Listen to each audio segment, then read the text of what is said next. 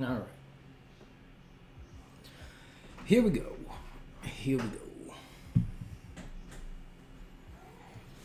Question is, what do I want to do on this drawing in this session? Could probably start with this wing here.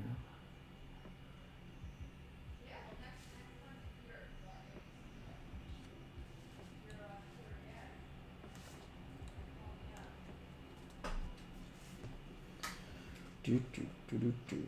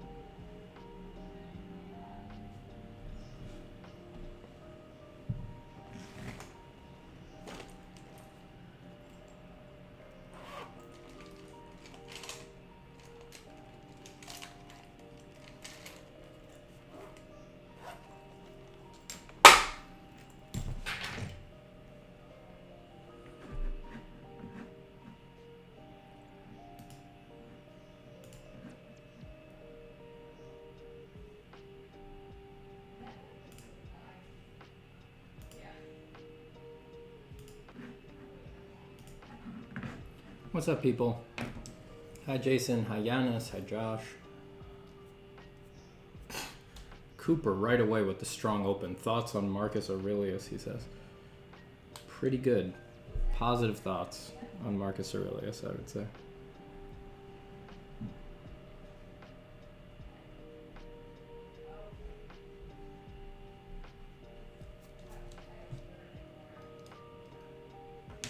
Happy Friday. Enjoy your day in Norway. Dag.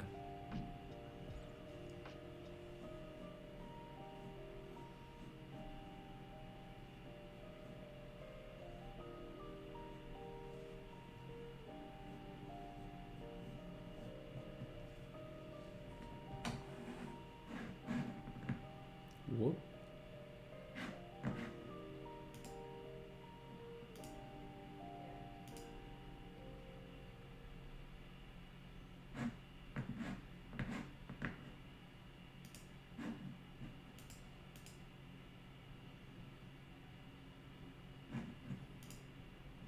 That scared me. I jumped out of stream for a second by accident.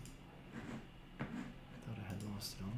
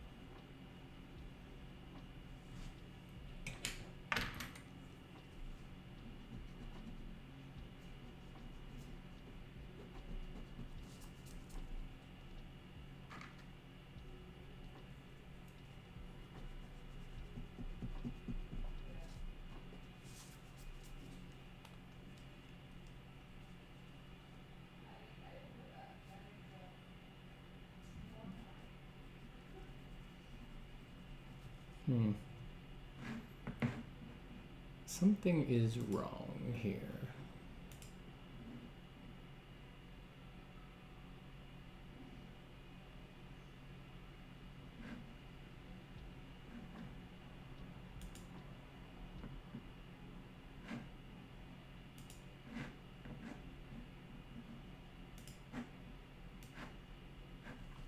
Hold on, I'm having some technical issues.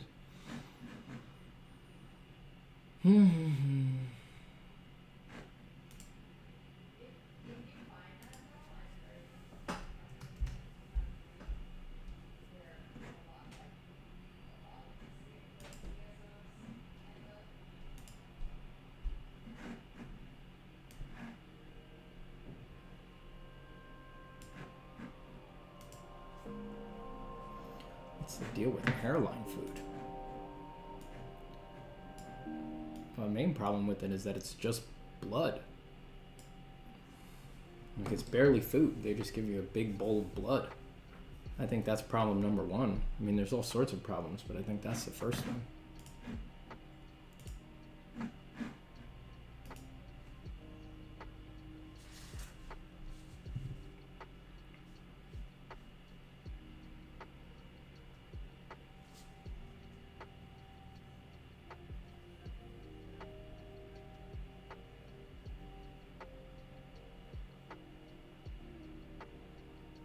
Man, I would love a soda. It's so hot in here. Whenever I stream, I have to close all the windows because it's so loud outside. Don't run the AC. It's very hot. Hey Ben, how you doing? Fine. You? I'm good. You're on the YouTube. Say hi to everybody.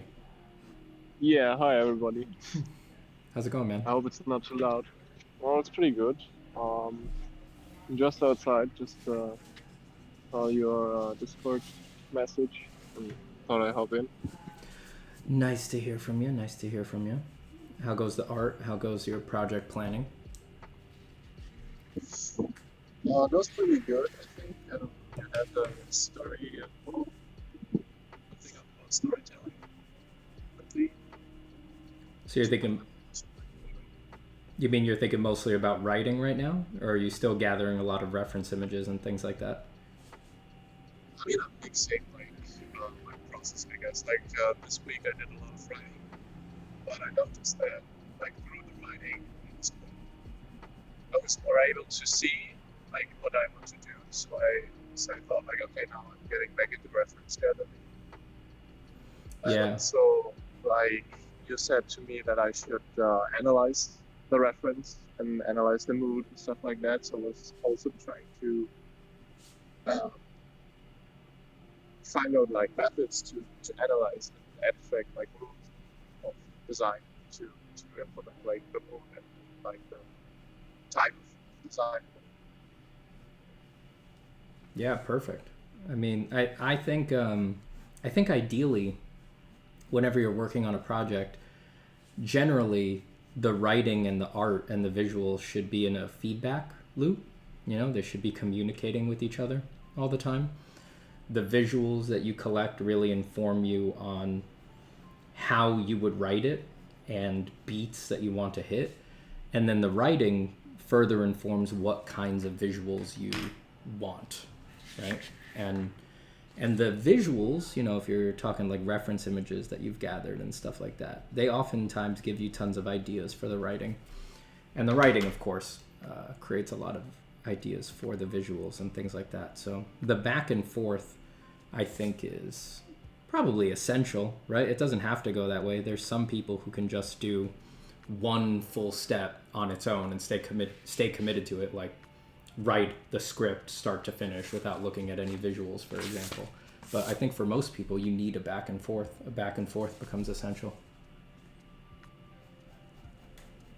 Yeah, and also I'm doing I'm doing a comic, so it kind of makes sense that there's also a lot of visual cues, I guess. Mm-hmm. Yeah. And so also, like I said, you gave out this basic story structure. Mm-hmm. And that also got me thinking, like I even just noticed, I wasn't really aware of it, but I just noticed that most of the story, or like at least like the middle part, was set in like a desert kind of area, Mm-hmm. which I wasn't really aware of, that was such a huge part of it. Oh, like the whole middle was all happening in a desert?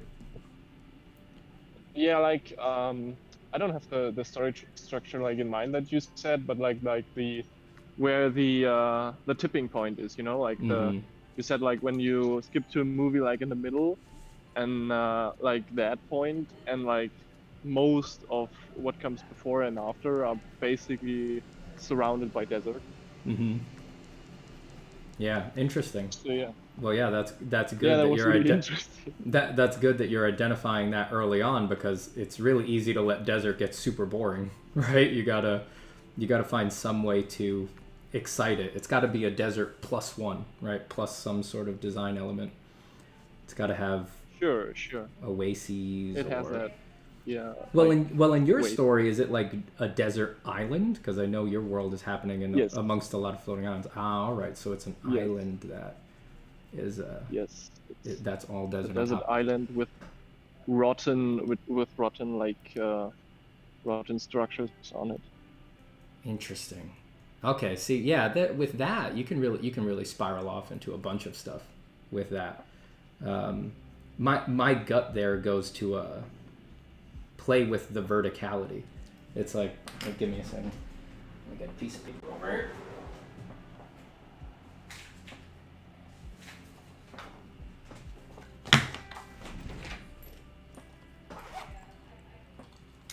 I know you're probably not watching the stream on YouTube right now, Ben, but um, I'm just Watch it later. yeah, I'm just gonna do a little diagram real quick. Um, since it's an island, it's like deserts are notoriously horizontal landscapes, right? A famous shot of a desert is just when you're framed up. It's just a flat horizon in the frame with like a little palm tree. Break being the only thing that's breaking the horizontal, right? Maybe some gently waving dunes or something like that. So since you've got such a weird milieu where you've got the floating island thing, it's like, what does a desert with great verticality look like, right? My gut goes to like, yeah, it's a floating island. Well, it's a massive floating island, but they're all tiered, right? So there's like 3 or 6 different levels to this gigantic floating island where it's all deserts on top, and then they can interact with each other somehow. Maybe there's like, this is going to sound totally lame, but like sand waterfalls falling from one island onto another or something like that. So it starts up top, maybe the top island has some sort of dune system, and then like sand running in an hourglass or something like that. Sand can flow from the topmost desert island onto the next one. There can be like a dune pile down at the bottom of the sands, and then down, down, down, doing this cascading waterfall thing all the way down onto the final desert island, something like that. And then that's something that you don't see with deserts very much at all, as a vertical play. And then you're sort of making this odd allusion to waterfalls, which are the opposite of what's in a desert, but it's still all sand. And then it becomes, yeah, kind of a little bit, like I said, a metaphor for like an hourglass or something like that, which if this is going on at one of the tensest moments in the story, it can sort of be an allusion to the ticking clock, like the pressure building, things like that. I don't know. That's just the first thing that my design mind went to there. There might be something there. It's interesting. Because I thought like this desert point should be like metaphorical to like the rot that's happening, and Mm-hmm. like the like the main theme is the lust for adventure, as we talked about, Mm-hmm. and like I should find a way to convey the idea that like this rot is like really um like it should feel sad and feel left and feel dark in a way, or not dark, but you know what I mean, like sad. Well, um I'm lost for words on that one, but still, and then you have to, I have to like convey the idea that the last adventure like goes through that and overcomes this deserted, forlorn place. Yeah, yeah. No, you got to get the overcoming through line. What is rotting? Let me ask you that. Do you have any ideas for You what mean like would... in the story, like what rots? Yeah, well, if you're saying if rotting is a big theme for this desert space, it's like something needs to be in decay, right? Like sand already kind of feels like decay. So what was there before that is now in decay? Yes. Did it used to be a verdant lush valley? Are there abandoned buildings? Like what are you imagining?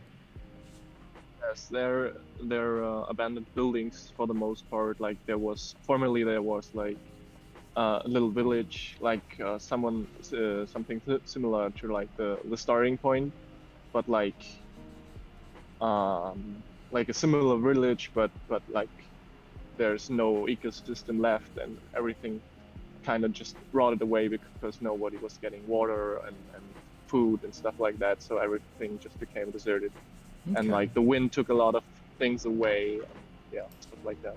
Wind blown. That's interesting. All right, well, so if you're going to use the buildings and the villages being abandoned and stuff like that as the main way to show the decay, the rot, however you want to think about it, that's definitely that's a way to go, but I would still look for it's like think of all right, is it just going to be deserted buildings in a desert? Because even though that conveys the idea, it's like it's a little expected, you know? It's pretty common. We've seen that a lot of times. So, is there some third element that you could add? Could it be desert, then it's like desert, abandoned buildings, and then a surprise of a third element, right? Like, nothing comes off the bat, but like an example is like how The Last of Us, they didn't just do deserted and zombies. They did deserted zombies, and it's like, all right, we get that. But then they added the fungus angle, right? They added the mushrooms to make it, to give it some sort of special twist. So you kind of, you know. I mean, of course, there would be like. Sorry. I was just gonna say, yeah. It's like you can always go with the. You can always just draft the.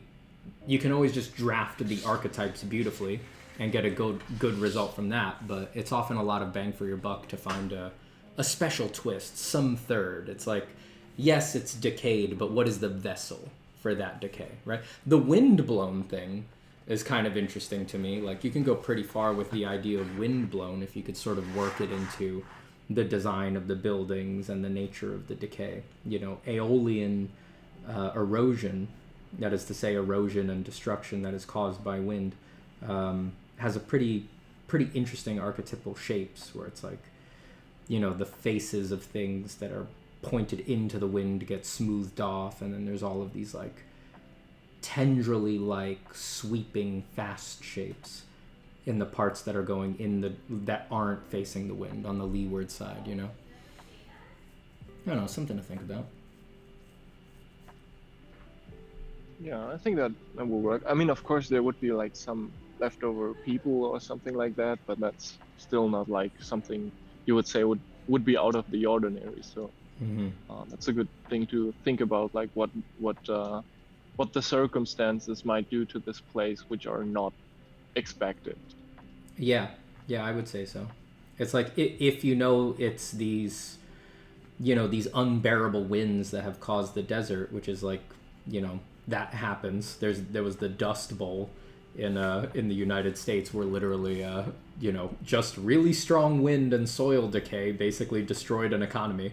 The people who would still be left there, like what would they do to adapt? You know, like what would they do to protect themselves from such ravaging winds, right? In a normal desert, you might leave your body pretty exposed or wear pretty loose clothing, but in very windy conditions like hurricane force winds, it'll dry your skin out like crazy and crack it and leave cuts and things like that. To be exposed to fast wind like that all the time, they might wind up wanting to cover up top to bottom to survive that environment. I Actually, there's probably stuff more specific than that for what you would do to withstand strong winds that are just constant and unrelenting. So that might be grounds for a little visual research and regular research, just figuring out what kinds of cultures are in those environments and things like that.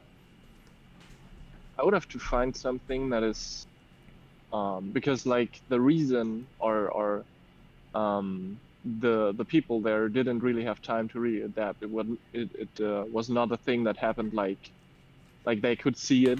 It just kind of surprised them, so they wouldn't really have time to adapt to it pretty good. So I would have to find some rudimentary elements that people try to at least like stay alive for a short period of time, I guess. Gotcha. Very promising. Very, very promising. Well, I look forward to seeing what you come up with in class. That's going to be good. I'll take any updates to your reference boards as well that you have. I'm still working on them because, like, as you said, I went into like this little feedback loop, like writing, coming up with ideas, analyzing, new reference. Like every time I write and I do that, new stuff comes up for some nice reason. Yeah. Well, it's always a feedback loop. There's no avoiding that. You always come and you go on these things. It's a heavy lift, something like a graphic novel set in a completely different world, you know? It's like you're going to wind up changing it a lot. You got to hunt for a lot of discoveries, things like that. It's fun, man. It's really fun. I didn't think of it being that fun, but it's still like the feedback loop doesn't really sound like on paper like the really nice thing to have, but like I noticed like how much fun it is, like to really invent and to see your own story unfold in your head, because like you have a vague idea that at least I had, and now like things are starting to get together and they depend on each other, and it's just more clear to me like what it is. Yes, thank you for saying that. It is fun. The problem solving is fun. That's how it's supposed to feel, you know? It's more fun than just having a vague heavy meatball hanging over your head forever, which really just, the meatball just looks like oh man, I should really be doing my comic book, right? It's like, that's stressful. That's just stressful and upsetting. But to just get into it and encounter the problems and to do the problem solving, that stops being stressful pretty quick. It's exciting. It makes it fun. I just want to reference that. Yeah, I'm just going to quickly reference that Modern Day James is in my stream chat right now, and he's saying, oh no, I was about to stream at the same time. You should go ahead and stream, James. Don't ever let me get in your way. Not that you ever let anyone get in your way. Just trample me. Go stream.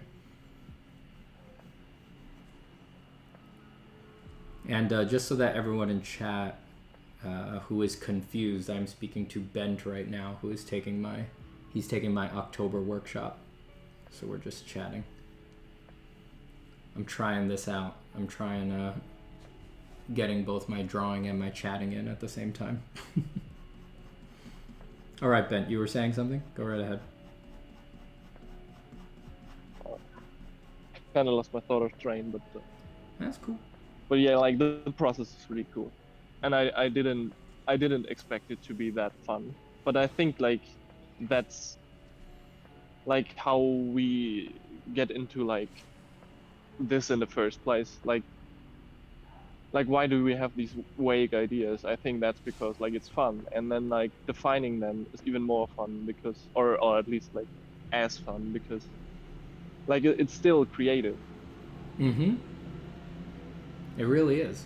It's, I don't know, for me it's like, it's more creative than just, it's the only point where it actually becomes creative. Like, the base idea, all right, this is going to get a little weird, but for me, the base idea, like the idea of a world or of a story or of a character or something like that, it's like, it just shows up, right? Like, it's creative, but honestly, for the most part, I think if most people are honest with themselves, it just like comes to you in the shower one day or like while you're driving, you know, like you don't You have no idea like why you found that idea exciting. You don't know where the hell it came from. You don't know why, if you needed another idea that excited you that way, you can't just summon one, right? It really just comes out of nowhere. At least for me, right? That's my interpretation. So the initial idea, when I look at it that way, it's like it's actually not very creative at all. It's more like just a natural event, right? It's like a thunderstorm or something like that. It just fucking shows up. And then That's an interesting point. Yeah. I really think so. And then it doesn't actually become creative, an actual creative endeavor, until you do what you're talking about right now. Until you actually go in there and you start making decisions, gathering reference, having opinions, doing the curatorial work, the art director work, deciding what the heck this thing actually is. I personally think that's the only time it actually becomes creative. The idea is like you're just the lucky person who had that idea and no one knows how that works, and it doesn't necessarily come from you. So yeah, I really tend to consider that stuff just a natural event in most cases rather than creative work at all. Yeah, I mean, it still feels like the dreaming part, but I don't know. Maybe the difference is like when I take what you say, that this is just the dream. Like the initial thing is just the dream, and like the art directory work and gathering references and all that stuff is like active dreaming in a way. Right. It's like lucid dreaming. It's Yeah, dreaming that yeah. you control. Yeah, I would agree, man. Yeah, and that good for you. I just want to say good for you, man, that as someone who hasn't really engaged this process before, for it to have landed on you like this, it's like this is worth everything, Now that you have encountered this process and seen that it's fun, you can just do this for the rest of your career, and the problems will kind of solve themselves. You'll get better at the art direction stuff as your taste improves. And the more often that you run the process over and over and over again, you'll get better at that part, and then that will inform more precise drawing demands, right? That's always going to make the quality. You will need to produce more rigorous, more quality drawings to fulfill your very precise drawing demands, and then that will make you get better at drawing faster. So really, I think the encounter that you're having with the process right now is so much of the actual work. If you find this fun and you are understanding how to make your way through it, you just repeat this over and over again and you're good to go. Possibly good to go forever. I mean, like at this point, it doesn't feel like I'm stopping anytime soon. So, really feeling what you're saying. Amen, brother. Amen. Oh, look, it's Tim Tran. How are you, Tim? Oh, hey, I'm doing pretty good. How are you? I'm good. You are on the YouTube, just so that you know. Your words are being Oh, yeah. committed to the internet forever. I'm aware. We were just talking with Bent about story stuff and everything like that, and how to think through your projects and doing the art director stuff. I know that you're into that stuff too, and you're grappling with the big project ideas right now as well. So funny that the Yeah. two of you are in here. The story stream. Story stream. Well, stories. Dang it. It really gets tied up with art really quick. Artists love to do that thing where they insist that they're not writers, and it's like, you kind of are. You kind of are. You just don't want to. You're doing some mental acrobatics to convince yourself that you're not, but you are. It's real. Yeah. That was I feel like that was totally me for this workshop. Mm-hmm. Yeah, I'm not sure where I got that idea. But I think it was because every time I tried to write something, like I didn't know, like I just wouldn't know what to write, I guess. Mm-hmm. Whereas like with drawing, it was like It was much easier to just like start drawing like a figure or something, or like do some studies where I could actually like see progress and like create something. Yeah. Yeah, and I think a lot of that is really just symptomatic of the culture of the art world right now, where we try to silo everybody. You know, we try to say, you do this. This is the one thing that you do. I think that if our art culture was quicker to tell artists, like, first off, to acknowledge that artists are probably interested in art because they're interested in projects, right? Do that more often. Right now, the art culture is really like, it just focuses on like, oh, you got to get better at drawing, as if anybody knows what that means. If the art culture was quicker to acknowledge that most artists are into it for projects, for goals, and then just right away open up with like, you might want to learn writing, like accept that you are a writer and that you will need to do some writing in the process of being an artist.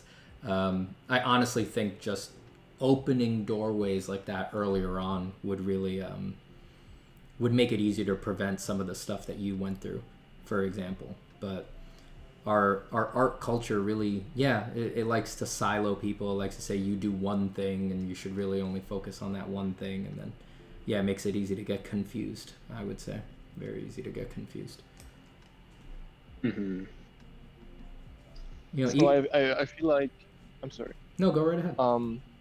I feel like sometimes, like when I think of doing a picture, like I have like a really like a concept in my mind that I want to do. I think of the picture before I, like sometimes I see it, right? But sometimes I also think like about the concept, and I thought like what you're saying, like writing is a huge part of it. I thought like that thinking about the concept is writing, just in my mind. I just don't do it with a pen, you know. Yep. Mm-hmm. Yeah, I think there's physical, I think the thoughts that you have about your art, what you can say about your art, and what you can write about your art are all writing to one degree or another. And probably the way I listed them there, they're like in ascending order. Like, you can have a lot of thoughts about your art and think that they feel super clear, and then when you go to say them, you realize your thoughts were not very clear. And then you can say a lot of things about your art that you think are very clear, but then if you try to write it into a controlled, focused package, then you realize the things that you were going to say weren't quite as clear as they could be. I do think that writing it down is sort of the ultimate at a certain point. It really insists on the most precision from you. Yeah, it also like needs from you to specify like what you really think, and like do a logical structure of it, because it should make sense, like what you write down. Like when you think about a concept, like sometimes, I don't know, it maybe happen that you contradict yourself, or you like lose train of thought and stuff like that. So when you write it down, you all have it like there, and it is there, and then you can structure it from there as well. Mm-hmm. You can also do like this is kind of a digression, but you can also kind of work backwards on some of that stuff. I remember once years ago, back when I was living in LA, and I was like grappling with what I wanted to do for my personal work.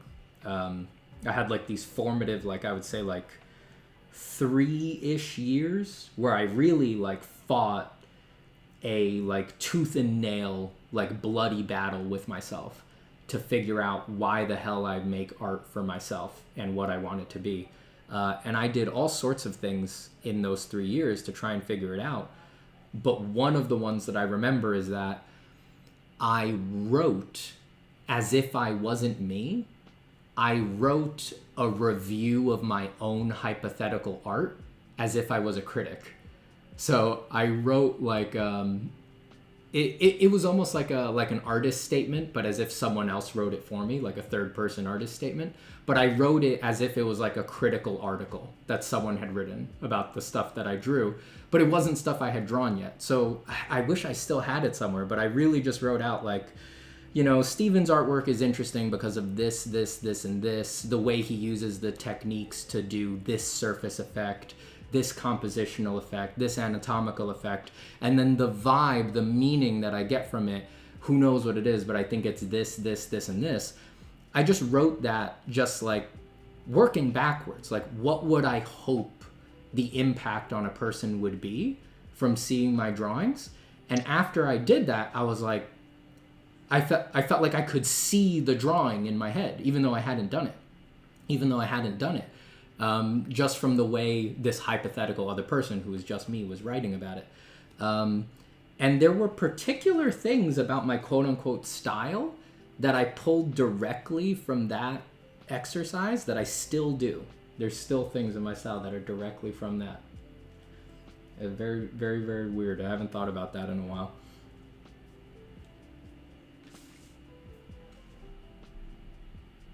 So like when you were being a critic, were you like criticizing your own artwork, or you were like saying kind of what you liked about it? No, I was Theoretically. I was writing a very positive review of my hypothetical work. Oh. Because what I think Oh, okay. I think I remember trying to throw some negative stuff in there, but I was like, that seemed too weird. It was like, I haven't made it. Why am I gonna hypothetically critique mistakes or anything like that, or something banal? Once I started doing those drawings, the critiques were obvious, right? Like, I'm a very self-critical artist. I don't need anyone to give me an exercise to critique myself. You know, so what that particular exercise, I did it very positive leaning. Okay.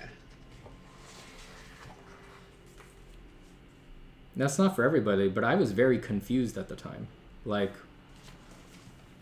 for example, I don't know if either of you are watching the stream, but just for the people who are watching the YouTube, like, if you see this drawing that I'm doing now, and when you look at this, you think, oh yeah, that's like a Steven Zapata style drawing, right? Like, that's clearly a Steven drawing. The period in time that I'm talking about, I had never drawn anything like this. Never. I hadn't really done any drawings that looked anything like this. And when I did that exercise, I wound up, that hypothetical review that I wrote was a review of something that I had never drawn, that after I did the exercise, when I pictured it, I saw something like this. I saw something like what people now consider to be what my drawings look like. So it was actually a very significant exercise for me. But the trick there is to really do it truthfully. There was definitely painful aspects to that exercise, because you have to sort of really swallow the pill on, like, what would I want someone to say? Like, what would actually resonate with me if people felt this way about my art? And that's not easy, especially not for someone like me, right? I'm a very independent style person. I generally don't care what people think about my artwork. So that made the exercise especially difficult. I was like cringing at it the whole time. But yeah, it was not an exercise that I would say was fun for me. It really does not align with my temperament, but the results speak for themselves. I've been kind of reacting to that exercise for like 9 years now. So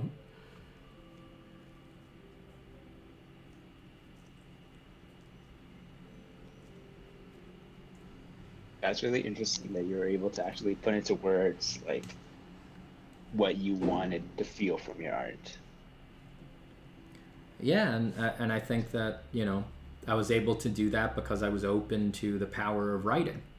You know, I was really open to the power of writing, and at that point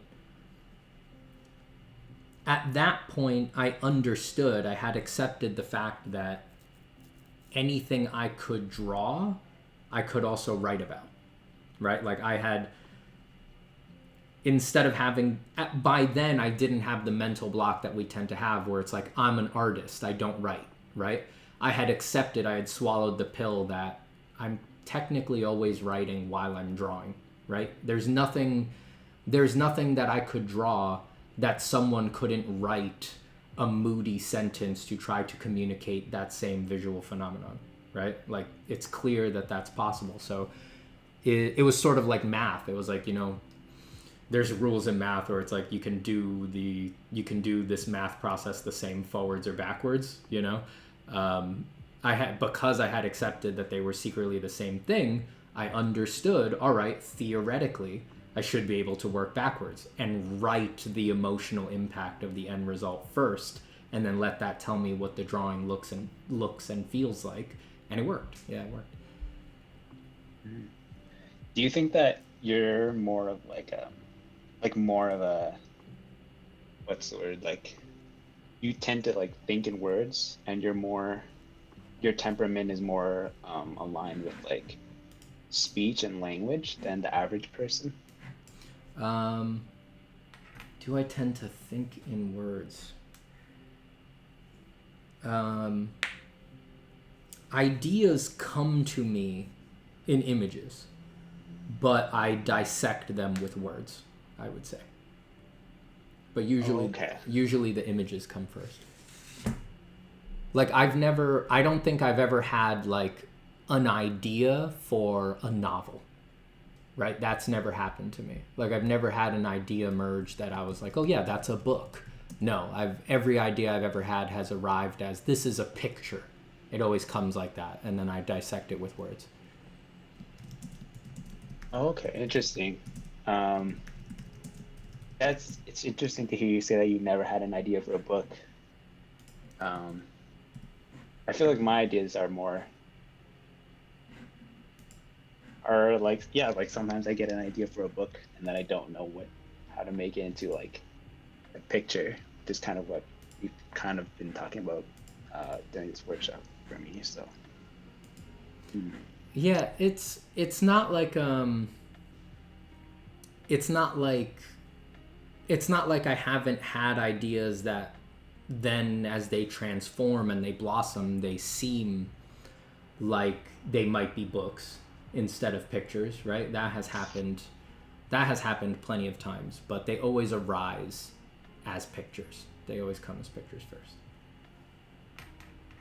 Okay. But like I said, I think it's more intimate than most artists want to believe, right? So I think that drawing any barriers there is probably a little spurious, a little unnecessary. I really do like, because I could have a really concrete mental flash jump into my head for an image. Like I can just see it, like I'm watching a VR movie, right? I can just see that image super vivid in my head. Or I don't see why I couldn't just have that same idea as a very good sentence, a very good linguistic sentence, right? And they're both basically telling me the same thing, right? No one ever reads a beautiful novel and feels disappointed by the wild mental imagery that the words in the novel produces in their head, right? It's like that's some of people's favorite stuff about reading fantasy and sci-fi and things like that. So I really do think they're secretly the same thing, and that they sort of go back and forth. Mm-hmm. Yeah, I understand that they go back and forth, but I would imagine that most people probably have like one side that they tend to start with. Yeah. Right? Yeah. As you were saying, you start with images usually. Yep. Yeah. Yeah, I definitely acknowledge that. And yeah, for me, I still think of myself more as a visual person first rather than a word person. Okay. Yeah. It's just maybe they're both strong, but one is still dominant, you know? Mm-hmm. Yeah, going back to just talking about like what it is that you want to do in art. For me, because my goal is to make like a JRPG. Mm-hmm. Over the last week, I felt like I was being pulled in a lot of different directions. Mm-hmm. Yeah, we had a pretty crazy conversation in our last class, you and I. Yep, it was good. Yeah. I'm looking forward to seeing the recording and listening to it again. But yeah, uh, because I was like, part of me wants to, well, like, I want to work on the story, but I also, because of that conversation, had a lot of motivation to work on actually coding up the game mechanics. Mm-hmm. Um, and I just felt like there's so much to do, and I didn't know um, what to focus on, I guess. Well, I mean, for me, don't worry about me or class, right? I hope you're not worried about that. Like, just bring your code to class if you want. Like, even if we can't read it, just you could just show us whatever you did. Even if you're showing us literal code, there's no executable. All that's good to go for class. But for for focus and for bigger picture stuff, it's like that's great that you had the motivation to go in and actually code, right? Like I don't see what's there to worry about there, right? I mean, you're only going to be gaining valuable insights into the actual nature of the work by doing that, right? The actual nature of the work is that it's a game. So any amount of exploration that you can do into something as foundational to that as the code is essential, right? Definitely essential. Mm-hmm. Yeah, I wouldn't sweat that at all, you know? Yeah. What's Okay. the does that kind of release it for you, or do you still feel some weird resistance there? Um, I think the weird resistance is actually just because, like, in this workshop, I feel like it might have been more productive to kind of focus more on the story, because that's something you could help me with more, or at Mm-hmm. least that's what I feel. Mm-hmm. Um, so yeah. So I feel Well, like if I would just kind of focus entirely on the story, I could get more feedback from you, and that might help me more in the long run. well, I mean, maybe, but it if you haven't, I get that. I get that completely, but yeah, maybe I can't help you with the code, but in the big picture, I still don't see how it's bad to do coding work on something that's supposed to be a video game, right? Especially since Right. you are the creator, right? You're not siloed in the world of your game yet, right? You don't have a team, you haven't put yourself in a box, you are not the story guy, right? At this point, there's nothing but you. So when there's nothing but you, like in the big picture, you do have to kind of just follow your interest and do what you have energy for in the moment.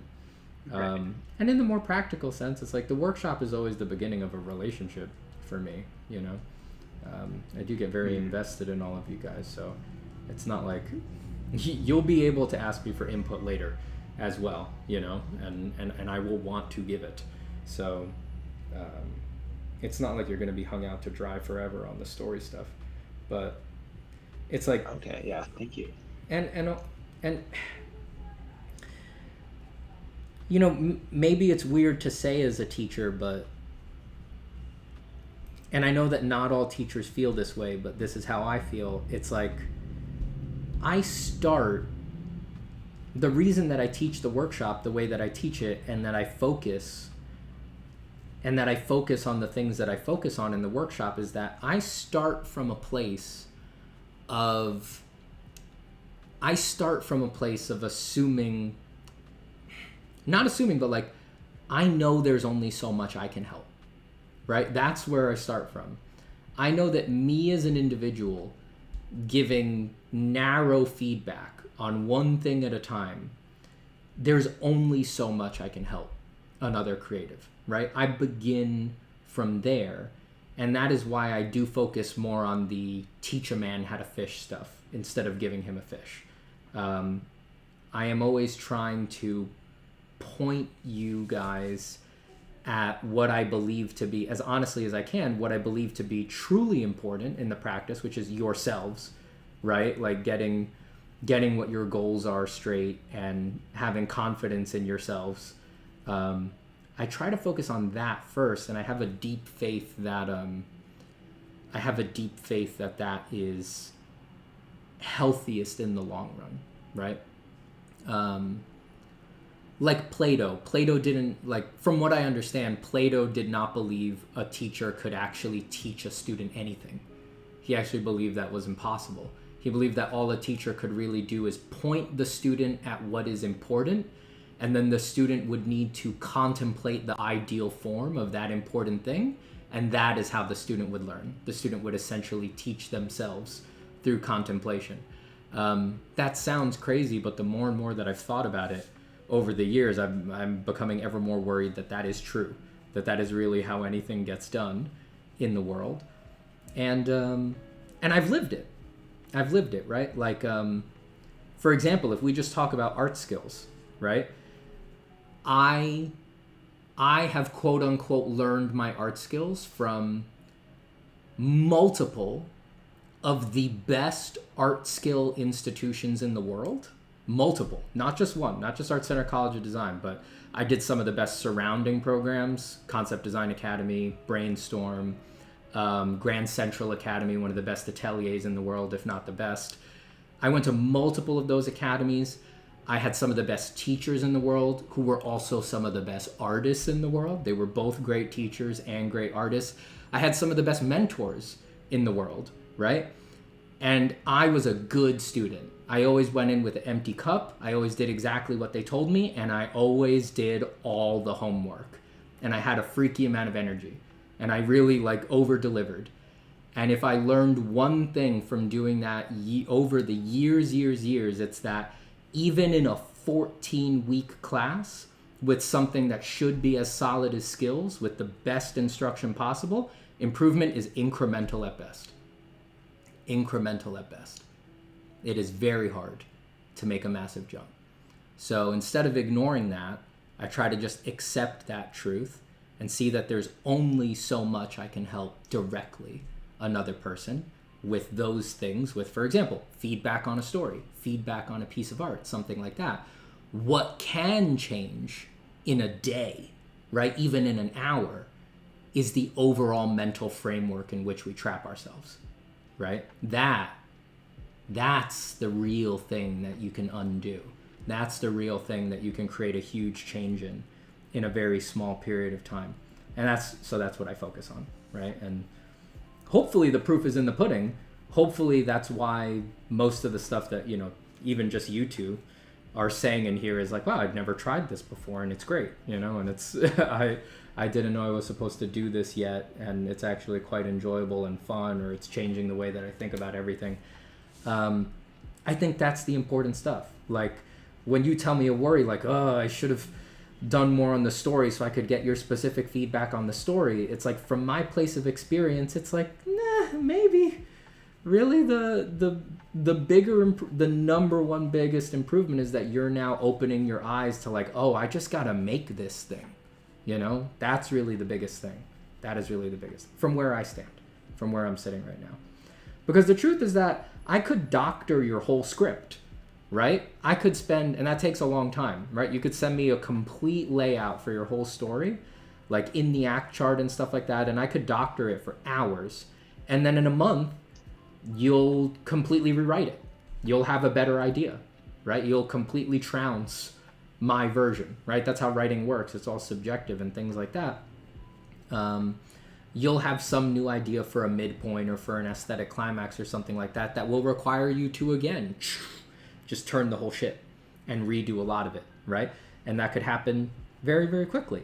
So, which is great. That's what you want, right? And you want the flexibility to do that, but that really means that any individual little piece of feedback like that is not the end-all be-all. The end-all be-all is the mental framework, the freedom to do the project. That's really what it's about.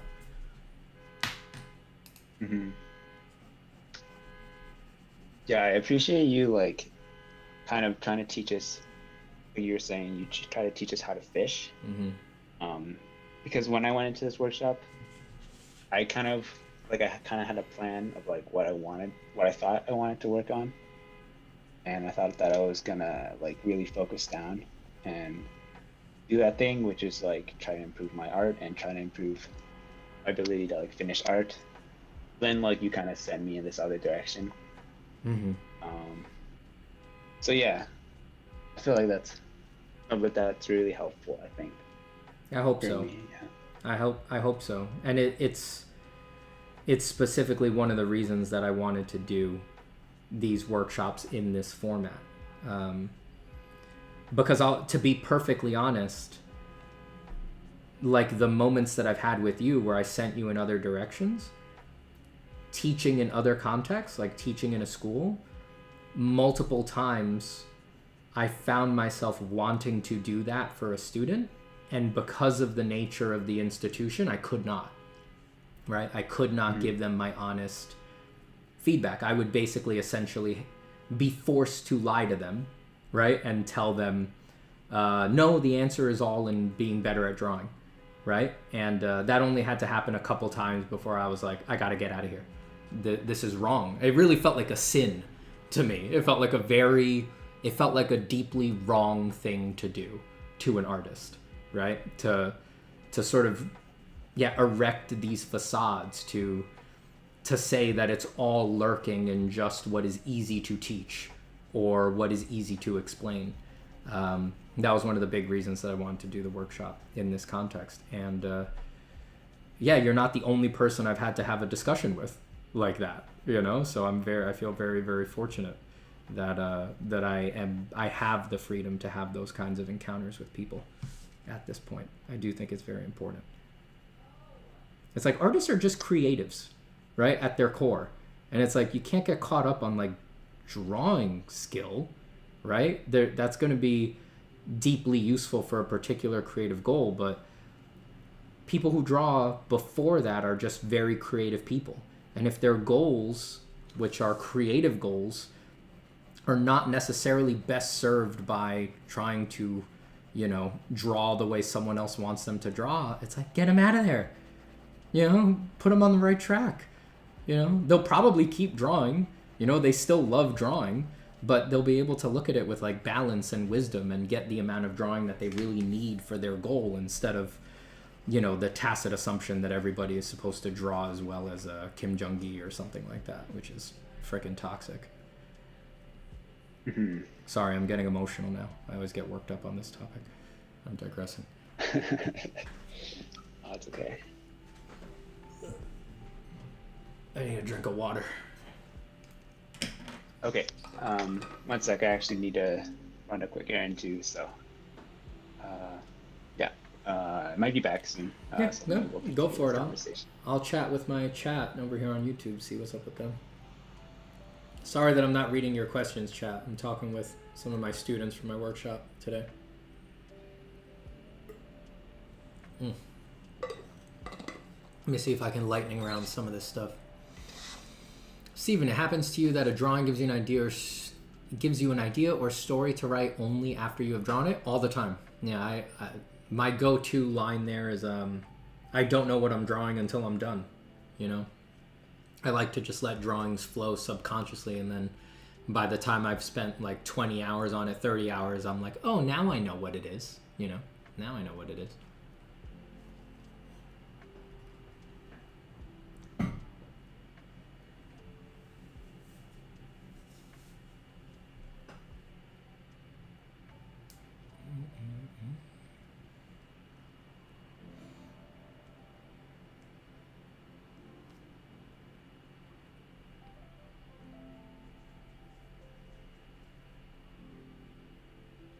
Where can we buy a Cottonwood sketchbook?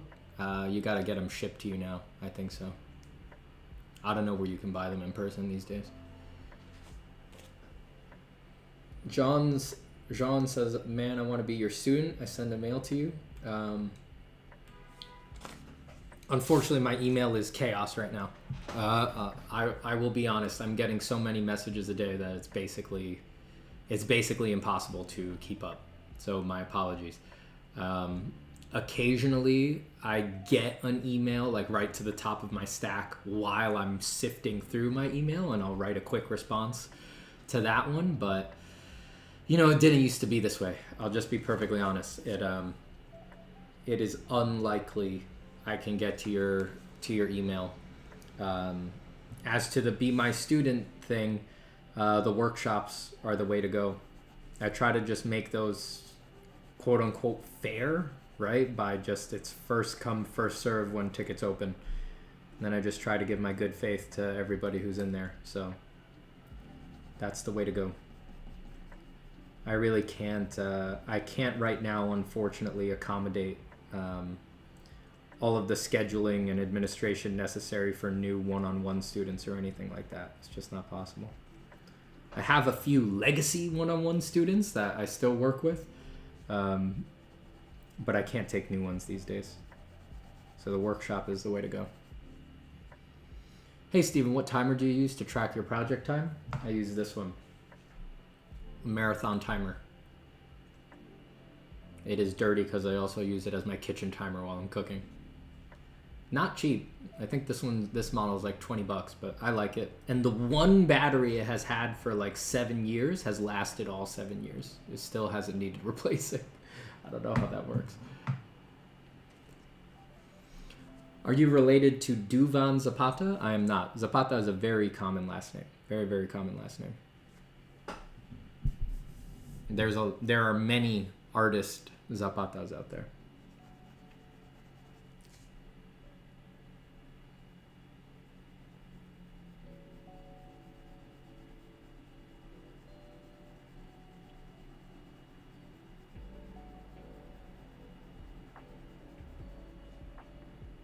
What kind of graphite are you using? Just regular HB graphite. And a 0.5 lead. Do you speak Spanish? Sí, un poquito. Bueno, no es que es un poquito, pero no lo hablo muy bien. Estoy sin práctica. Y más que todo con el arte es que no tengo el vocabulario por el arte.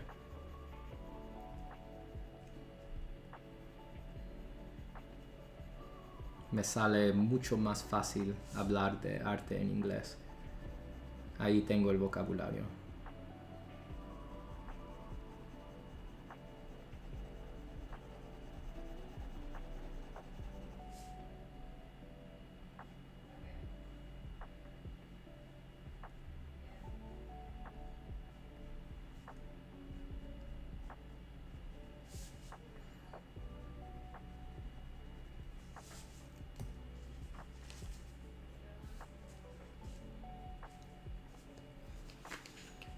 Whoa, Cooper, my folio application to do a full-time diploma of visual art at TAFE. What school is TAFE? For 2022 was accepted, so that's my plan for next year. Congratulations, Coop. I want to give the big clap to Cooper. That's a big next step in your art journey. Congratulations, my friend. Go slam. Do you like to do just line art drawing? No, I don't. I'm into drawing for the form. I like to make things look illusionistic, so I never really think of a drawing as done or developed until it has some amount of rendering. And I don't even just sketch with lines for the most part. I always put the shadows in very early in a drawing so that I can evaluate the volumes and design them.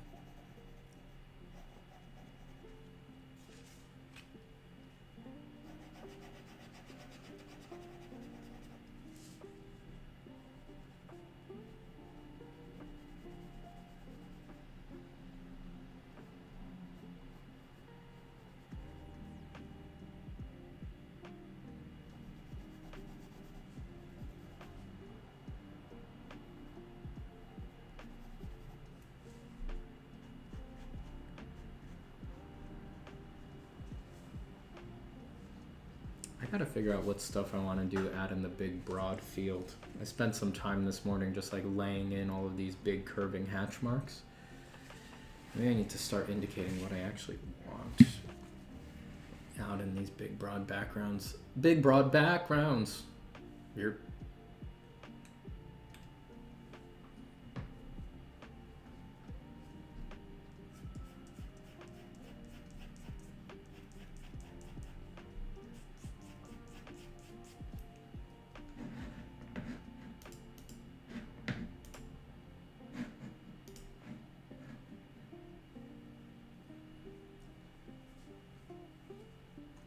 technical and further education, a system of academic institutions in Australia. Excellent. Thank you, Sam.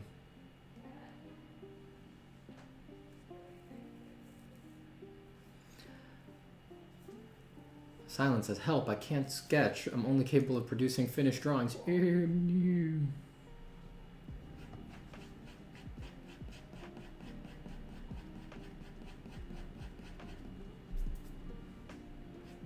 Better problem to have. Keep finishing.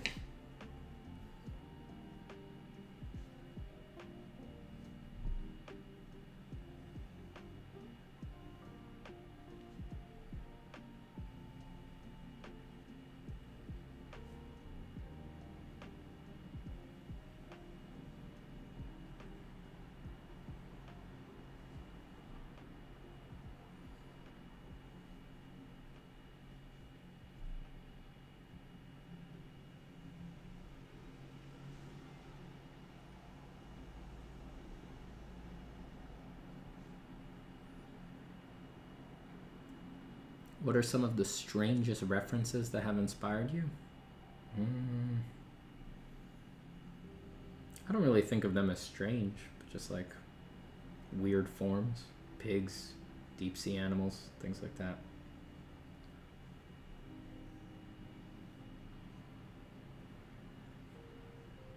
But that's not really strange. They look exactly the way their niche in the world needed them to look.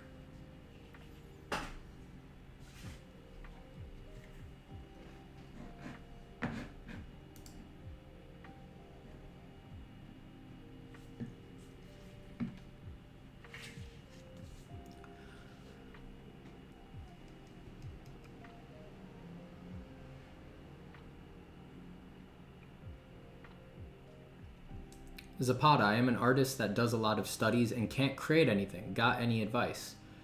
For some people, first you just need to hear the truth. That is a career ender. That's a life destroyer. That is a creative impulse hamstringer. That one particular problem will be your undoing. It will make everything difficult. Take it from someone with a lot of experience and who's known a lot of artists. There is no more common a crippling issue amongst artists. So take it seriously. That's step one, hearing that that's the truth. And then, advice for how to tackle that. I don't know who you are. I don't know where you're at. I don't know your experience. I don't know your story. But for most people, you need to raise the stakes. And it's either you're going to choose to raise them or life is going to raise them for you. So you're either going to, explode outwards, like, how long have I been doing this and I haven't made anything, never again, what? And like go white hot as the sun and just make it happen. Or one of your parents is going to die, one of your best friends is going to die, you're going to realize that you have limited time on this earth, that every moment that you don't make the best thing that you can as joyfully as you can is a moment ill spent, and then you will start, right? I know that sounds horribly morbid and stuff like that, but again, as someone with a lot of experience with a lot of artists, when you talk to the people who overcame that, it almost always starts with, so then my mom died, then my dad died. It's always that. So it's either you're going to raise the stakes or life is going to raise the stakes for you. Or you're going to have a kid. You're going to have a kid and you're going to see that you have absolutely zero time. Then you're going to really start taking super seriously the 2 hours a day that you get. And you're going to be like, am I really going to spend the 2 hours a day that I get to myself? Am I going to spend that drawing a hand? Or am I going to spend that doing the thing that I'm going to regret not having made when I'm on my deathbed? It's going to be one of those things.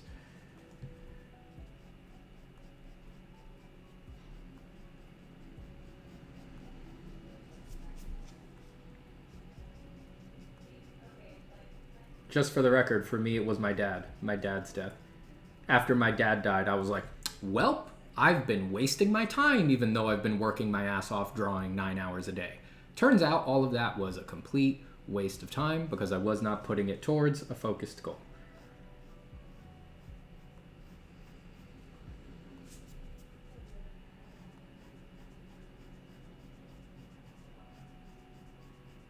I know that that's not actually the case. It was time well spent. I was happy while doing it, but that's what it felt like when I was emerging from my glistening chrysalis into my beautiful butterfly form, unfurling gossamer wings that shocked the other inhabitants of the art forest.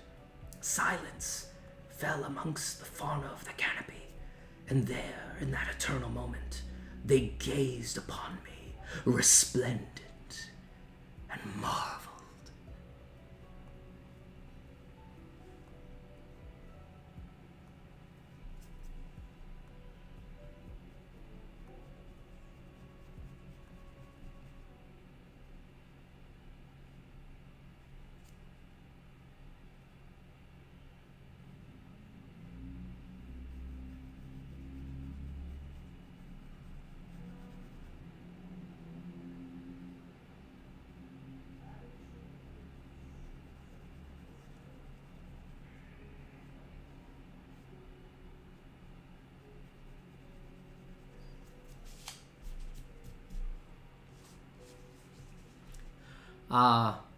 Hey Tech Tick with the 1.99 donation.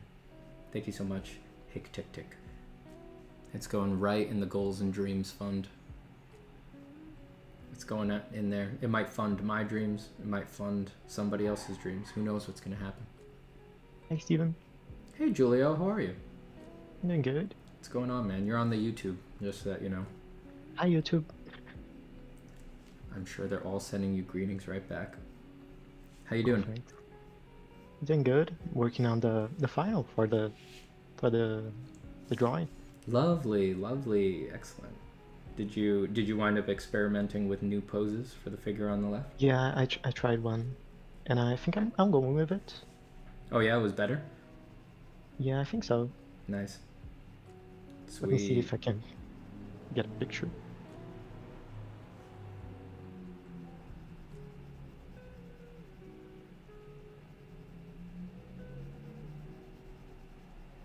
We're saying hi, new guy.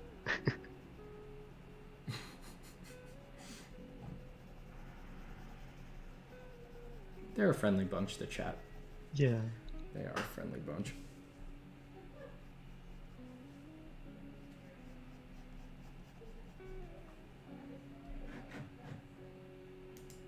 When you get a picture, put it in a open meeting art drop, and I'll check it out. Okay.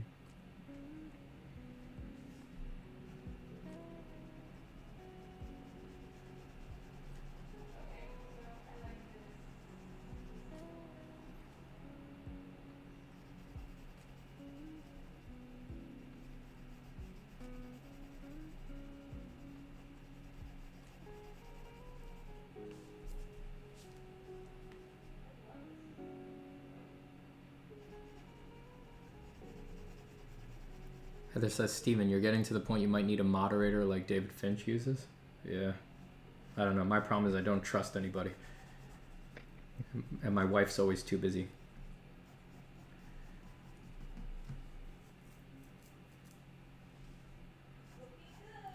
Dave Finch's wife will help him out. My wife's like, I think you've got this.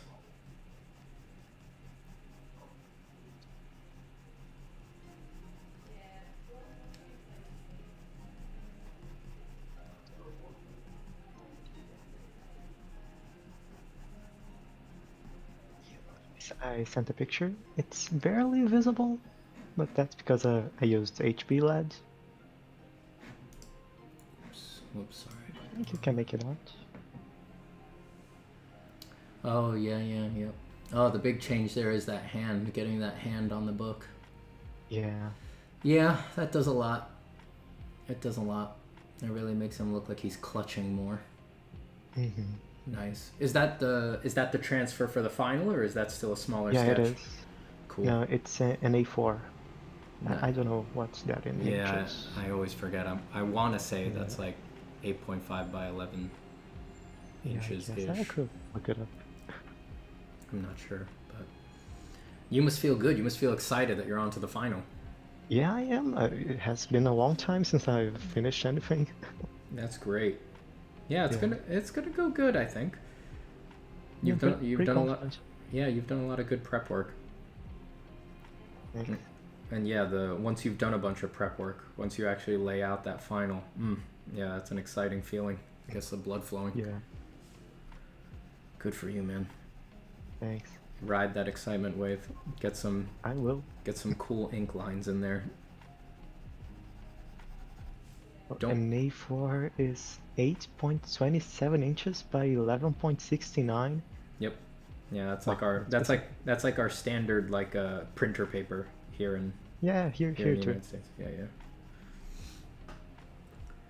Cool, cool, cool. Oh, as you can see in the photo, I have to fill in a very big area with just black. And I'm doing it with felt tip pens. I don't know Okay. if that's a good idea.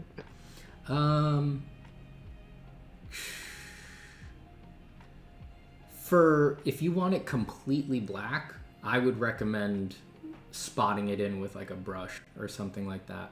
Yeah. In my experience, well, here's the thing: it's not a big deal in the digital final, right? Mm-hmm. Because you can always correct the levels and fix any stuff like that in the digital Yeah, I final. was thinking about that. Yeah, if you're worried about the original though, even if it's pure black ink, if it's a smaller tip and you're trying to fill in stroke by stroke by stroke, there's always some subtle difference in sheen and value. Well, less value, but really like the glare, like the shininess of the ink, the way it goes down. It never quite blends all together. It never becomes a completely flat patch. You'll always kind of be able to see the delineation between the strokes. So you might actually like that. That little bit of scintillation might actually work for you. But generally, I think if you really want it flat black, you want to put it in with a brush or something like that so that it goes down broad and everything just milks together and actually lays completely flat. Yeah, okay. I think I'll try the pens for now. Yeah. Do you think it would be okay if I did with the brush over the pens, or? Shouldn't be a problem. I don't see why it would be. But again, also, if it goes down and you don't find it awful for the original, I wouldn't worry about it because you could always, for the digital final, you can always fix it in Photoshop. So. Okay. Thanks. Should always feel free to do digital fixes on stuff like that. I know. Do you know the ink artist Nico Delort?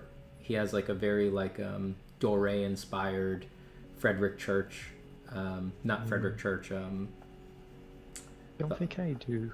He's really What's his name again? Nico Delort. It's NicoDelort.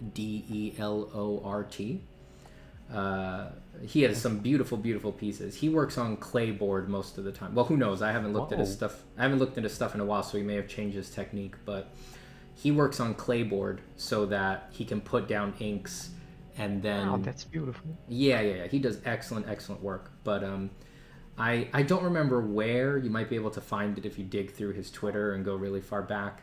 He did like a general overview of his process in like a blog post a long time ago. And he explained that it's like you see how perfectly flat and graphic they look in his finals, right? When he scans them, the thing that I talked about, the subtle glare difference between all the individual strokes, it's all over the place. So he explains that his digital finals have, I think he said it was hundreds of levels adjustment layers where he's masking out a particular problem area and nudging the sliders so that it sits flat black like everything else around it. So you can be prepared to be like pretty neurotic on getting it all to sit completely flat for the digital final. Okay. Yeah. Because it's almost inevitable. Like, you can never quite... The hand is always visible. Like, you'll always be able to see some delineation where even if it's the same jet black ink where one stroke of ink went into another, you'll always be able to find it. Yeah. Yeah, you got to do some levels to make it all sit flat and graphic.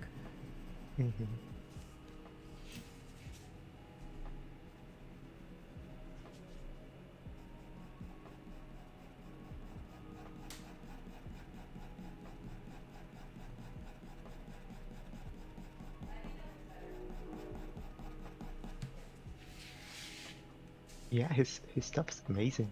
Re- Oh yeah. Really direct, like you Yeah. said.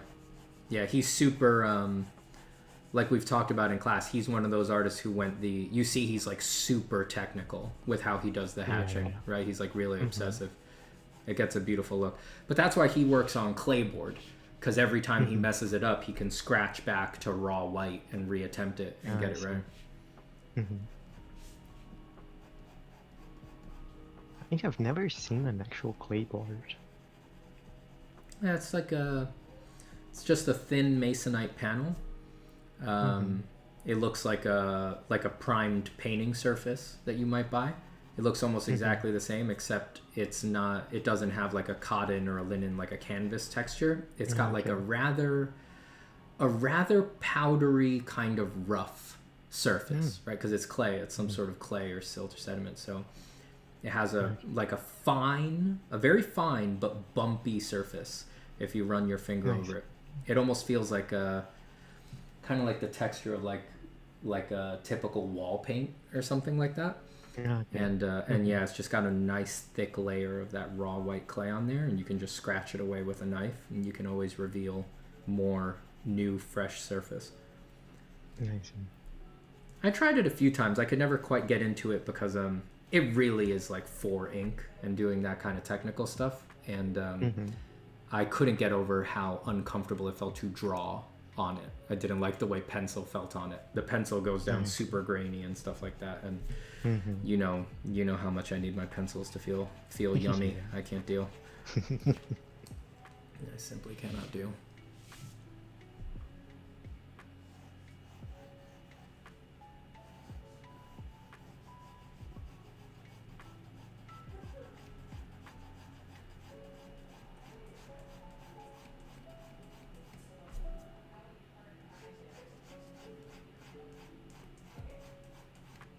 I feel like this streaming format is really as close as you could get to true studio vibes. It's just like some light music, drawing away, answering the occasional question, and having typical art studio chats. I was like, this feels like back when I was working in studio, like being at work. It's like true Cool. studio vibes right here.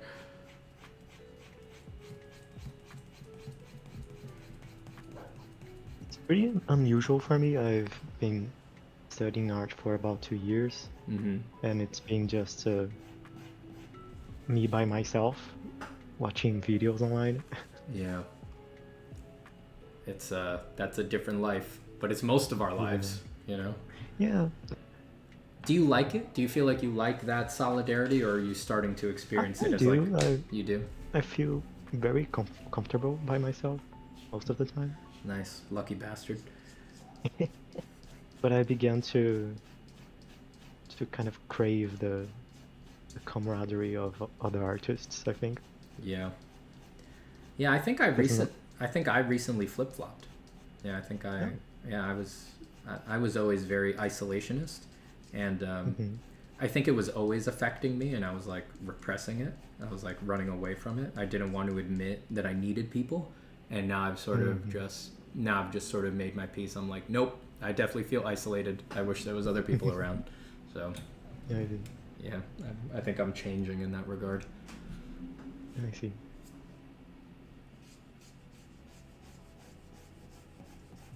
Because I like people, you know. I'm definitely like Yeah, me an too. I'm definitely like an introvert artist, but I love Mhm. talking about art, and I'm not uncomfortable with people. Mhm. I think I just have had a penchant most of my life for I want to feel like I'm working really hard. You know, that's important to Yeah, I me, see. or Mhm. well, it used to be even more important to me. It's still important to me, but I'm sort of starting to balance it. Mhm. So it was always important to me to feel like I was working really hard, but because I was young and stupid and I didn't have any wisdom for it, I was just like, well, that means just make it hurt as much as you can. And a part of that was being alone, right? Just being alone and Yeah. not being distracted by people. So just up the hurt, up the pain, crank it to 11. Yeah, I've been there. Oh, man.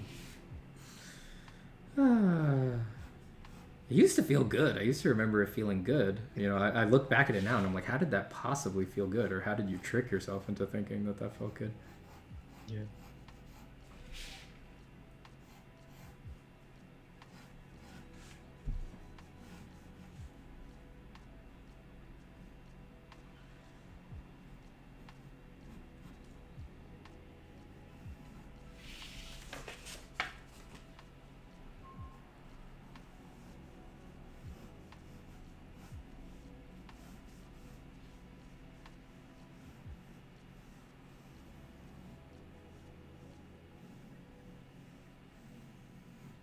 Steven?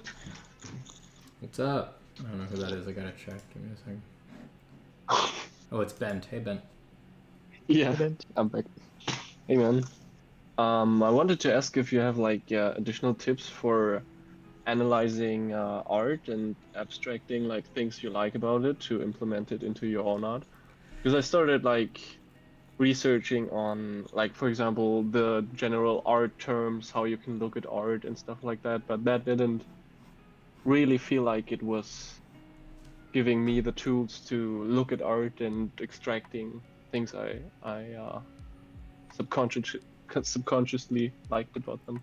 Yeah, yikes. You asked me the $1,000,000 question. My honest answer to that is the principles of design. And unfortunately, if you had asked me that a year from now, I could have said just check out my course on the principles of design, but I do not have it done yet, so I can't give you an easy answer. But let me. Are you watching the stream right now by any chance, Ben? Or no? Yeah. Oh, you are? Okay, so I'm just going to write a little list here. But exactly what you are talking about, you Google some basic vocabulary, and it's like, all right, that's a start, but you can tell that there's more underneath that. Yeah, the vocabulary is the gateway, but these are very broad concepts. So what everybody should know, at the very minimum, is the words. So the elements of design, elements of pictures, whatever. Elements of design. These are line, shape, and this is for drawing and painting focus. There's other elements if you're doing stuff like animation or user interface design, all stuff like that. Line, shape, value, form, color,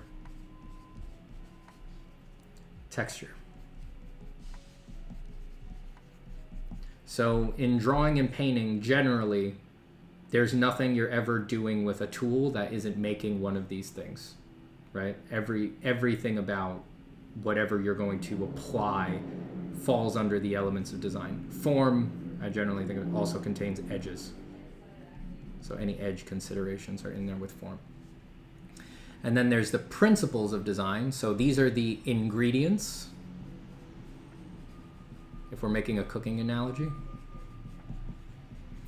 Actually, I can't continue the cooking analogy. Those are the ingredients, and then this is what you do with them.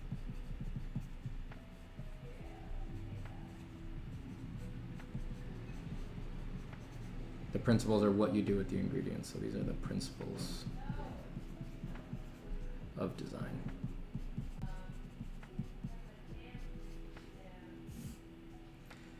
And they are contrast. Well, everybody has a different list. This is my list. Contrast,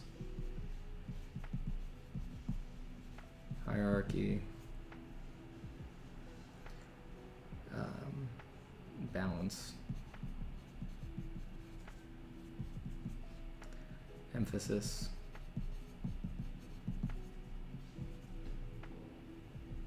rhythm,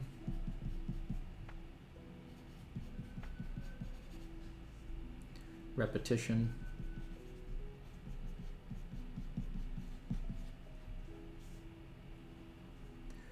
movement / non-movement is easier for most people to get.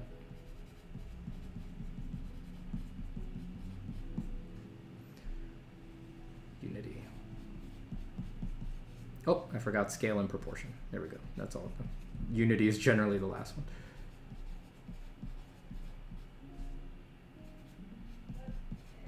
So I consider it as these 9, right? This is my list of the principles of design. But everybody should start here. That's the basic vocabulary. And for most pictures and things like that, this is useful because there is basically nothing you can say about the aesthetics of any visual phenomenon that cannot be explained in these terms. As soon as you leave these terms, you are talking about totally ephemeral things like emotion, or you are discussing raw function, right? Like, I cannot tell you how a car works with any of these ideas, right? But I can absolutely describe everything about how a car looks can be contained in these things. Nothing will fall outside the purview. So even if you find this list intimidating or something like that, it's 9 principles and it's 6 elements. So this is where everybody starts. So Ben, like you said, you might look up the basic vocabulary and it's like, all right, well, you know, now I have the words and things like that, but it doesn't feel exactly like what I want to it doesn't feel exactly like a straightforward tip for how to analyze art. Unfortunately, yeah, contrast is a huge concept, right? Rhythm is a huge concept. Unity is a huge concept. You do need to go down those rabbit holes, right? And for now, Googling the basic lists and getting the couple sentence explanations about what each of these principles actually is a perfectly good place to start. But you will need to elaborate them on your own and come to understand them on your own and really wrap your head around them on your own. You know, yeah, I don't, like I said, I'm working on a course about this and it's already like 30 hours long. So I can't go into it in great detail here. Just to say that it is a very deep concept. And yeah, like we could talk about contrast. I could just start talking about contrast right now and I wouldn't be done in 6 hours, right? So it's a very deep concept, but once you have them in hand, the idea here is that if you get all of these things, you really never need be confused when you look at a picture again, right? You will understand everything about its design choices, right? So that's the way that you want to go. That's the road that you want to go down. Yeah, I wish I had a better answer for like how do I move on beyond the vocabulary, but it's because I don't have a good answer that I was like, I guess I need to make a course about it because there is not a good resource for it that is out there online right now. Yeah, thanks. I think that's pretty helpful. Like the elements of design, I figured out. Like I just googled them, but like nobody taught like about the principles and like getting some buzzwords and doing some research on my own. Maybe get me started on. Yeah, it's a doing place that. to start. Yep, it's definitely a place to start. Thanks. Yeah, the list of principles are out there, right? Like I said, mine is 9. Some lists you'll find there'll be 5. Other people's lists will have 6. There's some that are always on the list of principles, like contrast, and there's other ones that jockey for position and they don't make some list. But yeah, you can Google them, you can find them, and then you'll find some light explanations about them. The trick is just that no one really goes into detail about how they are applied to specifically drawing and painting. Like even like people rarely go into detail at all, and then when they do, it's not necessarily focused towards our particular audience, you know. Unfortunately. Like these concepts now in mind, so I can try to tackle them more or less on my own. So that's at least like a point to start. Yep. I mean, that's what I had to do, so it's totally valid.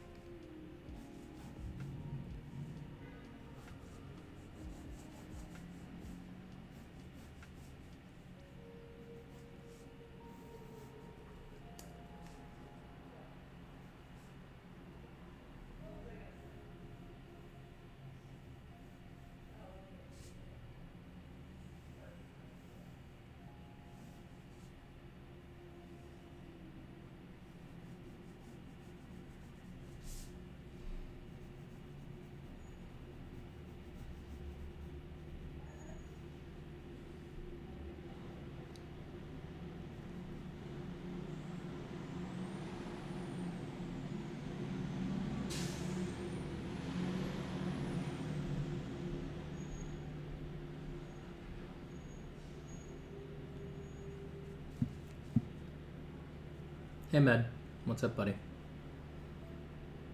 Who is that you hear? That is one of my students, Bent. I'm just streaming to YouTube and hanging out in my workshop Discord at the same time. So I'm chatting with my students here. We're doing studio vibes though. Everybody's working on their stuff, piping up with thoughts.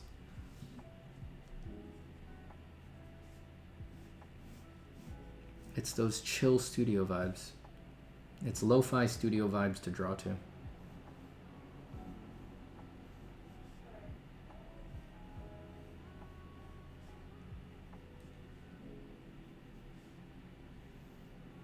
I don't have a real in-person studio, so we're making a digital one. Yep.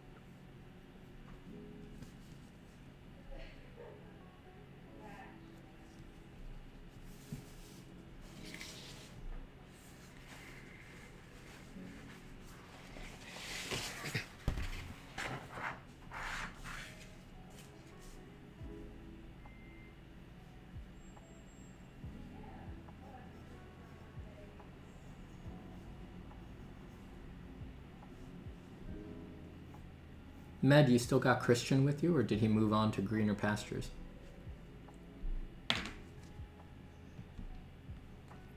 Uh-oh, I didn't want to do that. Dang it.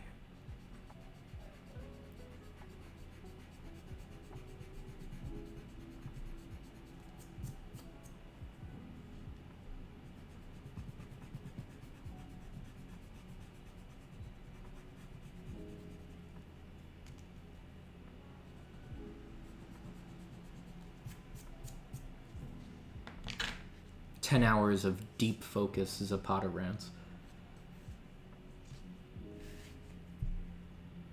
10 hours of Steven Zapata having weird opinions about art to deep focus to.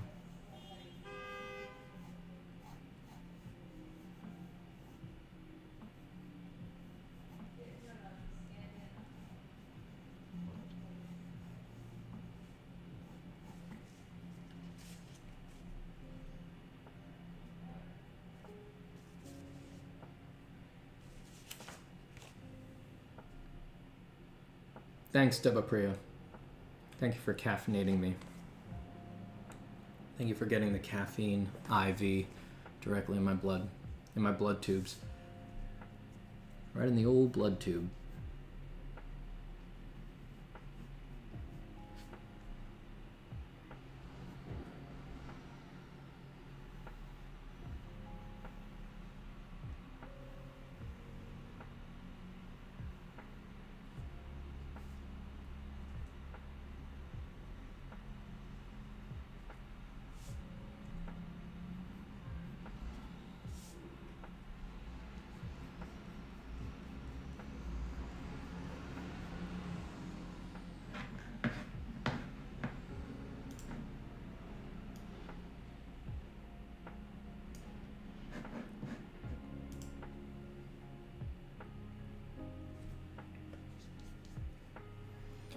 Med says, "My problem with looking at Steven's drawing here is that unfortunately it forces my soul to transcend into one of those higher dimensions of thought and experiences, seeing past mortal horizons."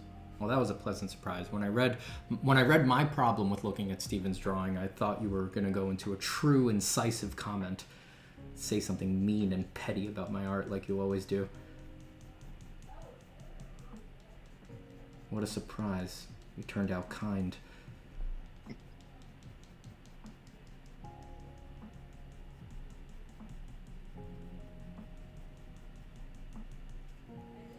Transcend away, my friend.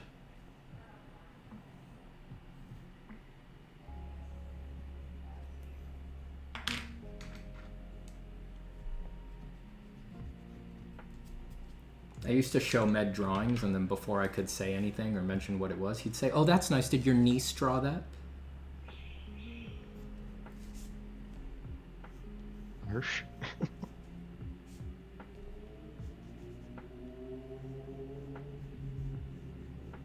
He'd be like, "Oh, wow, did you pick that up at a garage sale?"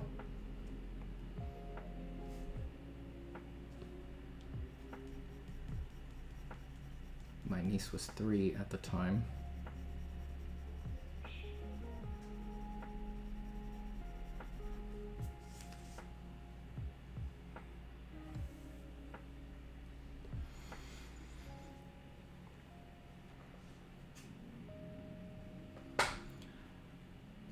Opry says, just started your shading course, loving it so far. I don't think I've ever seen a dedicated course on it before as an abstracted concept. Well, thank you, Opry. I'm glad you like it. May it grant you access to the power of shading. May it open your eyes to drawing on the inside.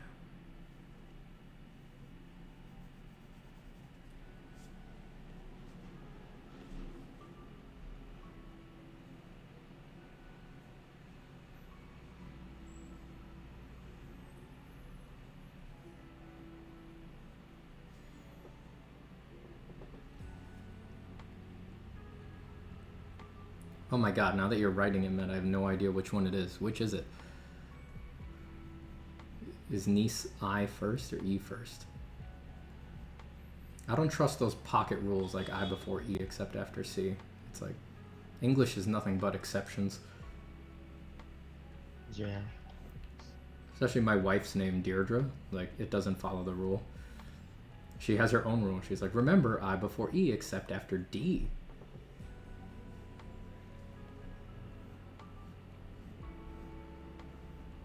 The I comes before the E. Never would have guessed.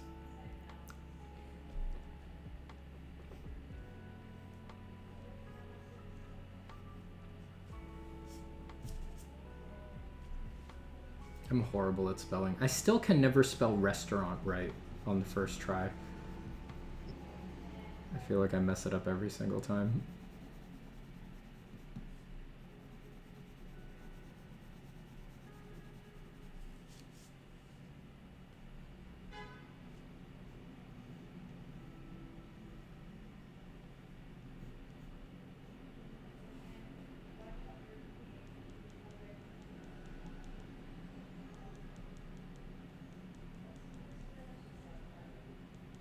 That makes me feel a little better about my English.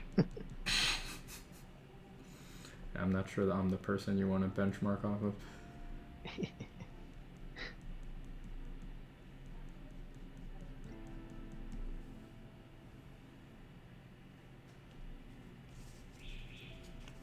Do you sell your originals, Steven? And if so, how do you cost it? I do not sell my originals. Or at least I have not yet. I have thought about it, but I haven't done it.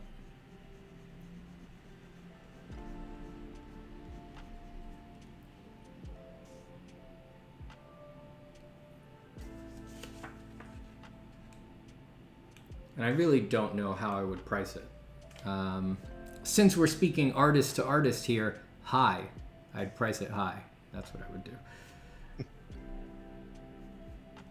Don't come in low, no matter what.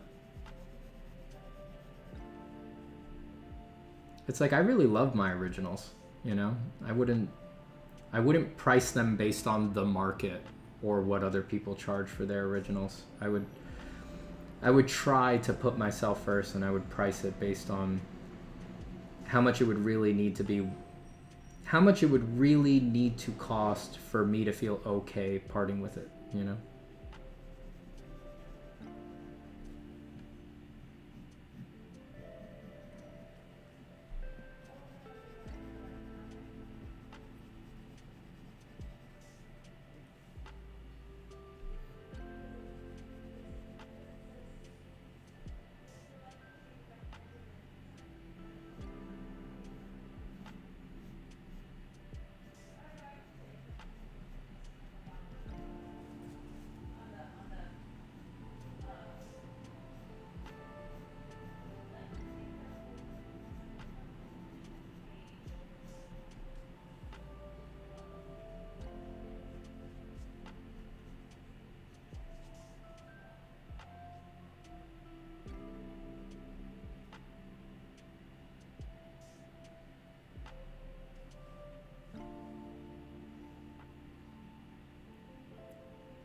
I just got the Essential Exercises for Beginners course, and it has helped me a lot. Just being exposed to these new ideas made me level up almost immediately. Chuck, excellent, excellent.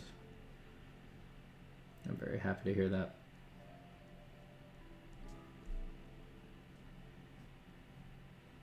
I'm glad it's helping.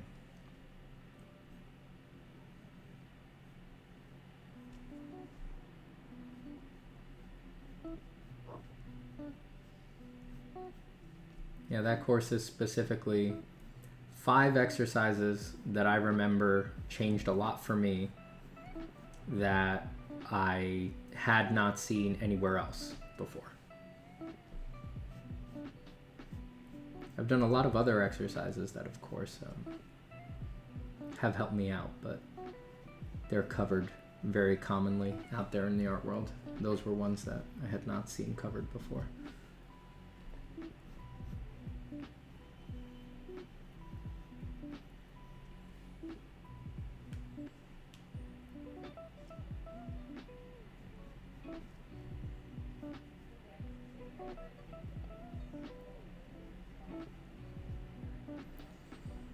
Steven's price, a 12-hour meditation in a room with a paper and pencil. Yeah, well, that's my price to make my originals. That's the price I have to pay to produce an original.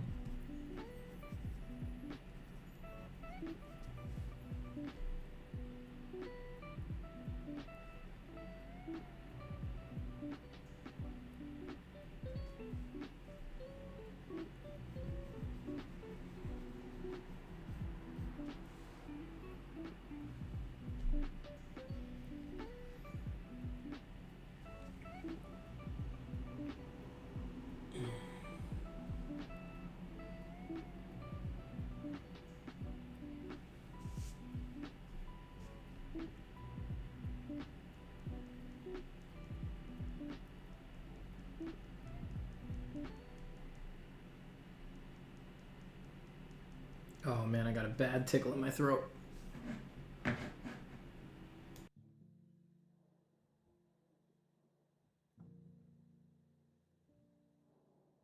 Bless you.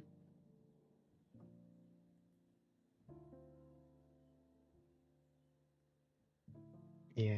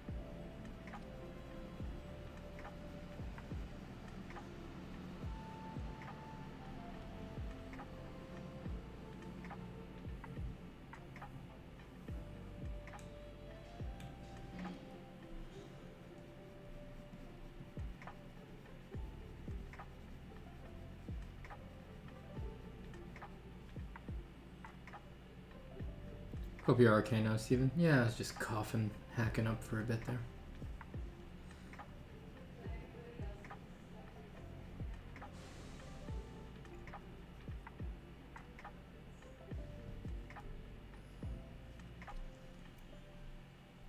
This has been asked before on the streams, but I have a memory of names worse than a goldfish. What are your recommendations for leg anatomy? Because this is something impossible for me to find. Impossible to find. The legs you've been working on are some of the most impressive. Oh, thank you. You mean like recommendations for books for leg anatomy or things like that? My general recommendations for books are always Frank Delaviere's Strength Training Anatomy, Paul Reicher's Artistic Anatomy. Just like raw anatomy reference books that have real clarity. Or do you just mean like general tips for drawing the leg?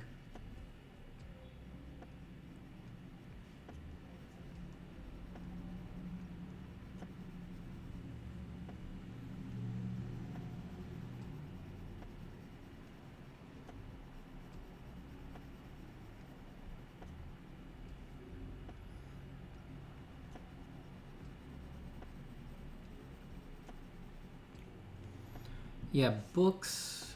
Books, the ones that I recommended are my favorite raw anatomy reference books, which are useful for any part of the body, really. For draftsmanship,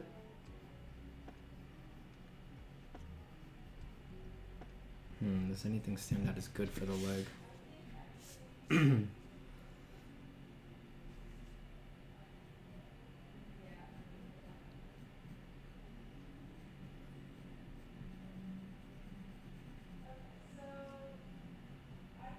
You know, maybe not.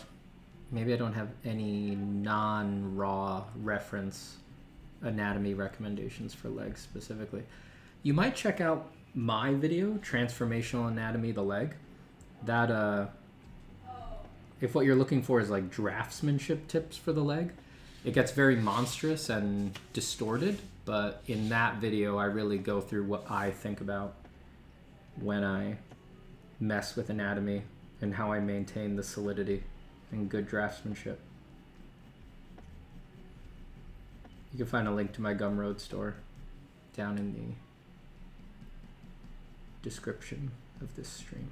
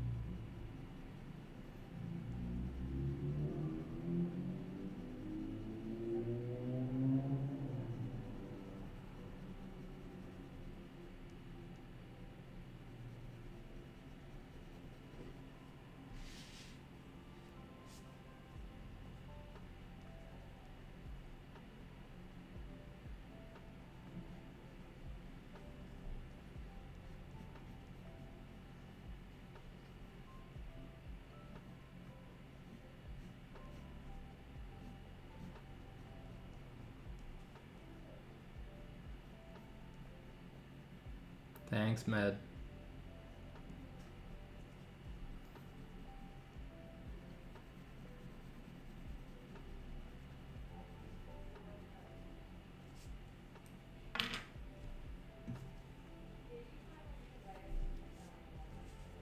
I heard that if you draw everything from a Bridgman book in one night, you turn into Frank Frazetta. Yeah, well, you'll turn into a liar like Frank Frazetta.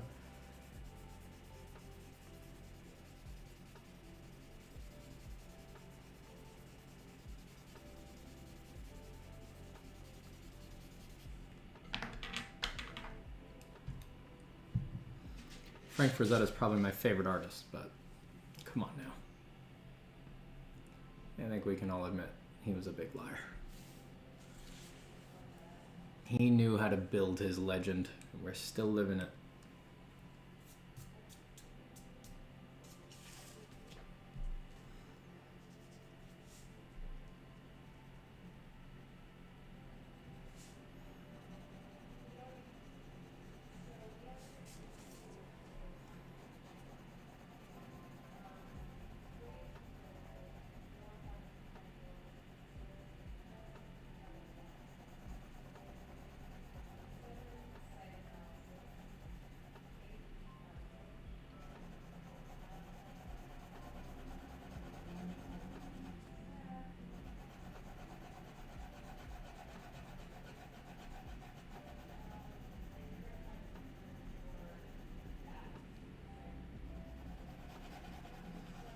Steven, do you ever struggle on just a detail of a piece? No, I struggle with the overall compositions. The details are a pleasure at this point. The main things that I struggle with are overall compositions and just finishing anything in general.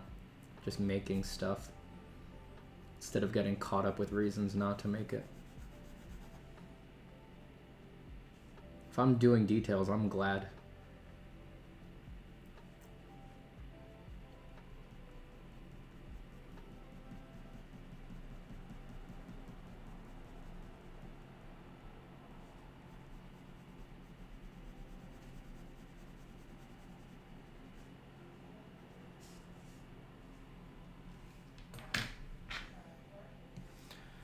Apologies for the sharpener.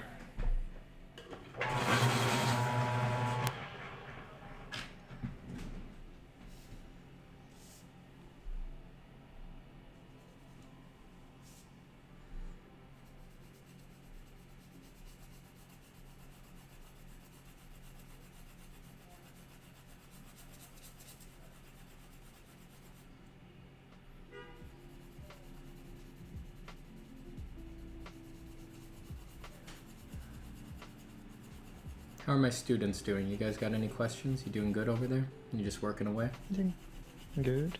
Good. People doing the huge black mess in the back of the picture. Yeah, that takes a while. Yeah. And I keep forgetting that I'm actually part of the stream. I'm watching your stream. That's good. I would prefer that. Yeah. I think that will contribute to the true studio vibes that everyone's just doing their work. Yeah. But I forget I can talk to you. It's like I was just watching you in my regular days. That's funny.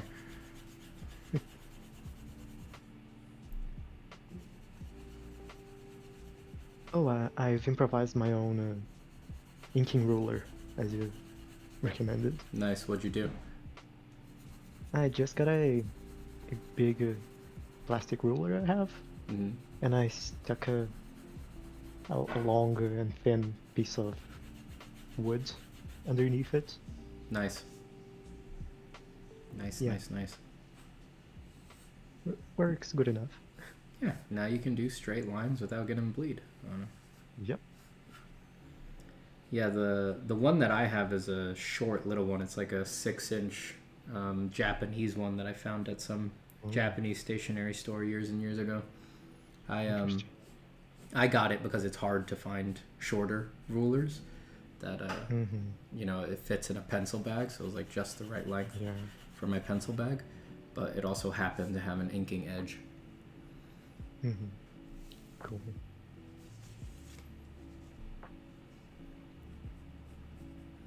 Ahmed says the sharpener really sets the ambiance of an art studio. Consider yourselves lucky. Yeah, maybe I should be sharpening all the time. I'm sure everybody would appreciate that. Yeah.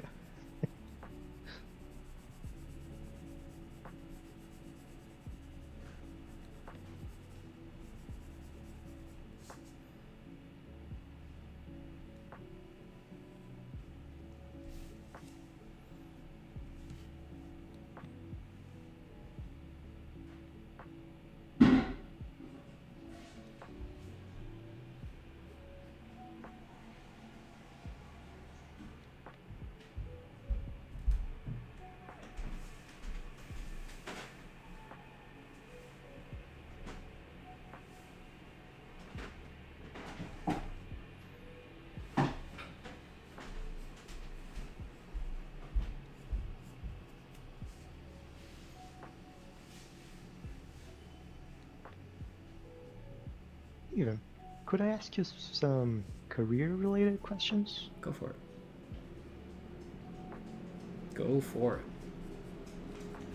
So, as I mentioned before, I want to be a fantasy illustrator, Mm-hmm.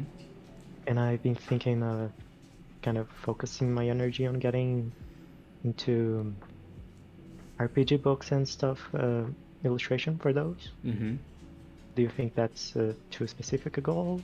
No, I mean, That's the more specific, the better, generally. Oh, good. Yeah. Yeah, I think it's good to be working that specific.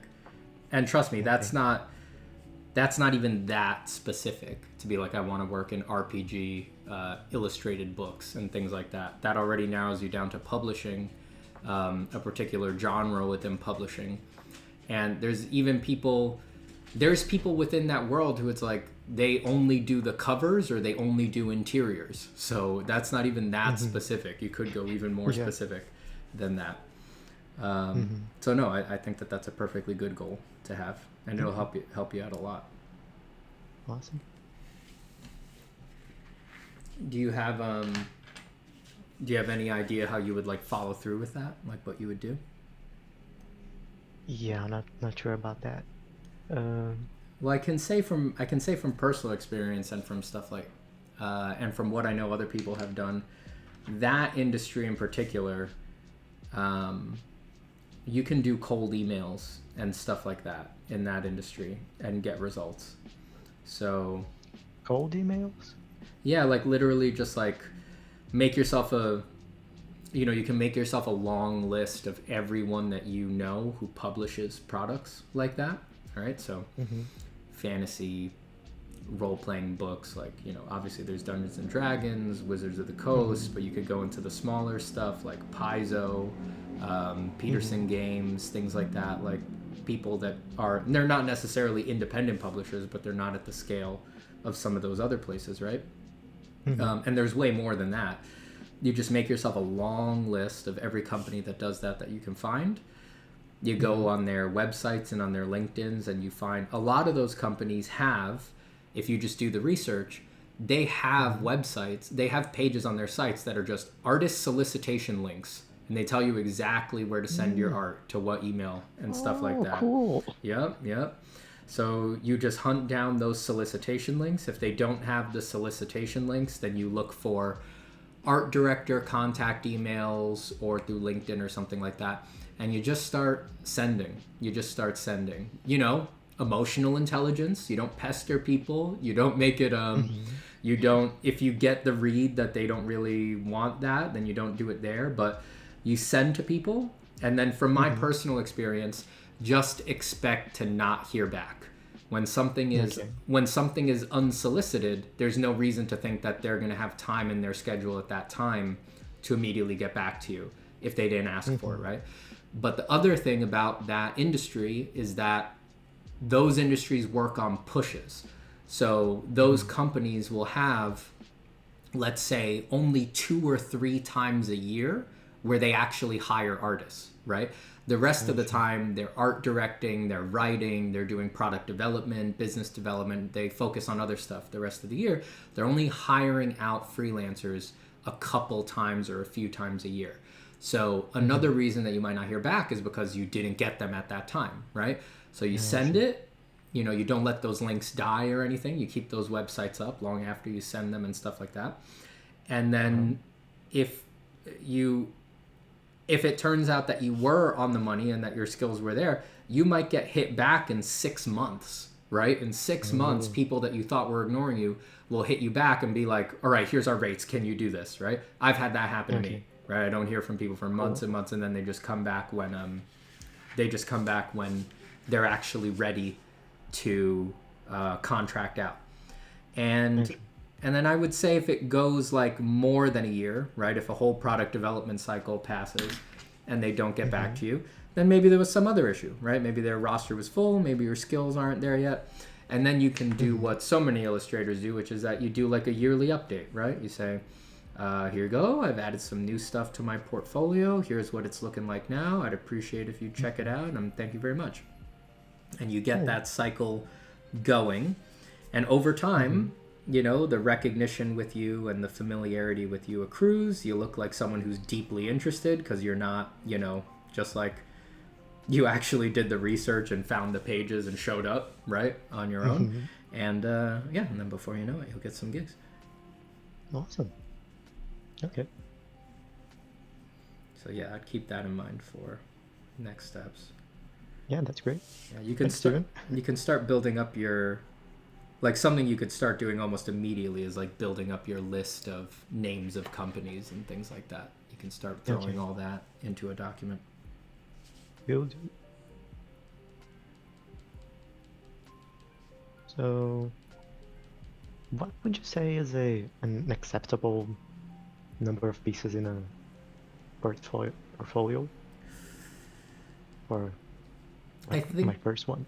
I think I would say for most people 6 is low. 6 is really low. If you have 6 incredible pieces, you can get work with that, but they've got to be like some of the best stuff anybody's seen. I would say a good, and when I say portfolio, I don't mean like extended, like here's everything I've ever done. I mean like the traditional idea of a portfolio. Like, this is the best stuff I've ever done. Even if it's all great, this is what I know is better than everything else. 12 to 16 is usually a good number Okay.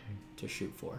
That makes it, if it gets much longer than that, you're probably deceiving yourself as to how good it is. It's like, once you go over that, it's like, you're not Craig Mullins, right? Like, you're not Claire Wendling. You probably don't have 50 amazing pieces, right? So for most people, once you go over those numbers, there's a bunch of stuff in there you could and should cut. For most people, for most middle of the pack artists, there's a bunch of stuff in there you should cut. Okay. And but it's small enough that you avoid that, but it's big enough that it shows scope. It looks like you're not necessarily limited, or you have trouble producing pieces or things like that.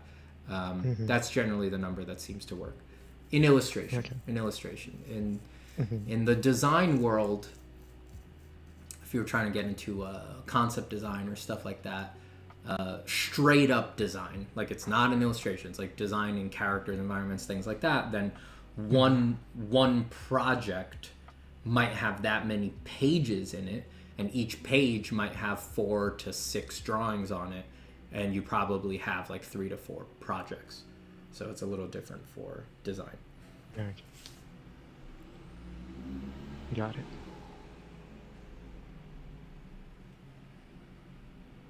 Okay, I think I have a goal. It's good to have goals. Yeah. I should also do the disclaimer that, like, that's a generalization. Like, it's also different from company to company, right? Some companies might tell you exactly what they want to see, right? Some companies, if you go on their website, they'll have some artist submissions link, and they'll tell you literally, like, show us these 3 pictures. We're telling you what to draw, right? And for them, it's like, all right, well, that's pretty clear. So there's variation from company to company as well. Okay. Yeah, I think I've seen something like that on Wizards of the Coast. They kind of say what kind of art they expect for Magic and for D&D. Makes sense. They're so established. I remember I was having this conversation with someone else recently-ish. I forget who now. And I went to give them an example. I went to get the link for the Wizards of the Coast submission page, and I actually couldn't find it. They had changed it. You know, I knew it was there. I had used it before back in the day, so I knew that page used to be there. And when I went to check, they had replaced it basically with just a paragraph of them straight. If I remember right, and I maybe just wasn't finding the page, they had replaced it with a page that basically just says, do really good fan art of our stuff, and if it's good enough, we'll hit you up. That was basically what they were saying. They were saying, I think that was what I saw. yeah, they had changed it to, instead of submitting, they were like, do great fan art, post it on Twitter, and if it's good enough, you'll hear from us. It was like, damn, that's some stuff only the biggest companies in the world can say, straight up, you know? Yeah.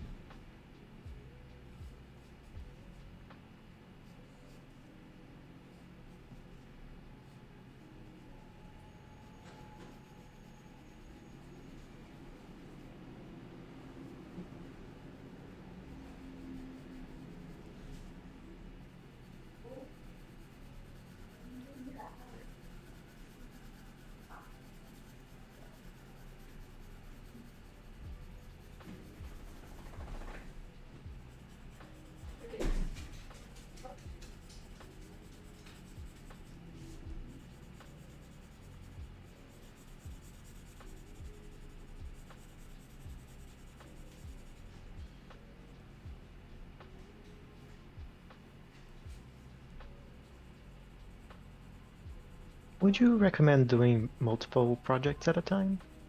I do. Okay. I do. I'm usually doing 2. That way, if I'm not feeling it on a particular day for a particular project, I can always ask myself, well, would I be excited to do the other one? Mm-hmm.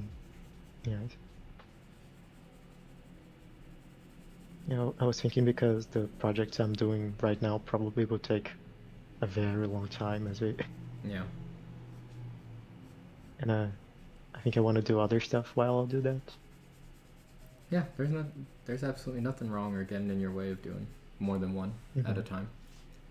Okay. I think once you get comfortable working within project and you find the benefits of it, I think you pretty quickly get addicted. You're like, you're doing 12 at a time theoretically, stuff like that. It's just like I can't. If I'm not working to a project, I can't make a good drawing. Like that's the point that it's at now. It's like even if I think it's good, if I know it's not for a project, if it's not within a world, even if I think it's good, I know I'm just drunk off of the drawing. And when I look at it tomorrow, I'll be like, that's nothing. There's nothing there. It's not anything special or focused or anything like that. Yeah.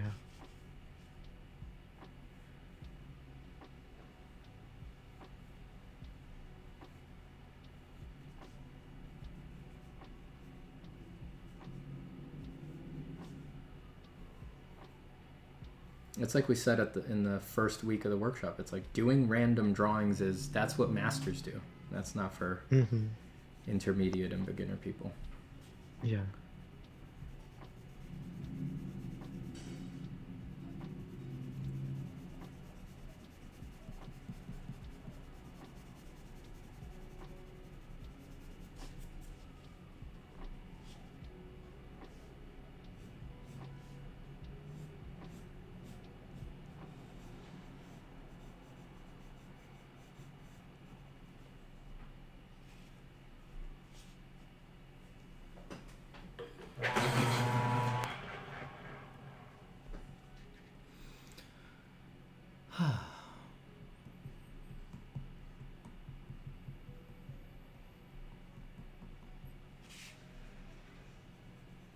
Someone in the chat is talking about procrastinating on purpose, and it blew someone else in the chat's mind. And I just want to say, yeah, totally. You should procrastinate on purpose. Again, I talk about this all the time, but stopwatch is great for that. Like, because I use the stopwatch all the time while I work, I let myself take as many breaks as I want. I'm like, I want to screw off on Reddit, fine. I want to go eat something for a while, fine. I can take as many breaks as I want whenever I want, as long as I stop the clock when I do it. As long as, all right, I'm going to go change my playlist on Spotify for an hour, pause it. I'm going to spend as much time doing that as I want, but I don't get to count up the timer. And that kind of balances it out. So then it's like, all right, I'm allowed to procrastinate and go do other things, but then it starts giving me a really realistic understanding of how much time I'm wasting. It's like, all right, it's 4 p.m. and I've been quote unquote sitting here working this whole time, but I've actually only done 20 minutes of work.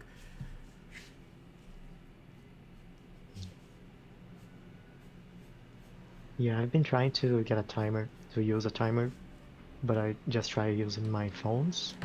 No, that And I ain't keep it. forgetting to pause it when I get up. Yep. That's why I say get a physical timer that sits on your desk with a big button. Your phone is not. Yeah. Everyone does the same thing with the phone. You forget it's running and you just walk up and go away. Yeah. Same I with got a real one. Same with having like a tab open with a Google stopwatch on it. It's like you just forget about the tab. Yeah. I tried that too. Yeah, it doesn't work. No. You need a real stopwatch.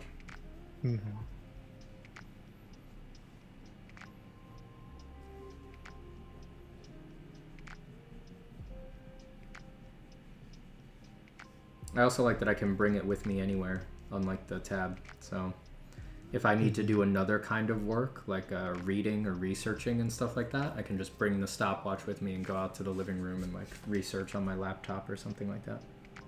Yeah. And it lets me track it across all those different devices and kinds of tasks and things like that.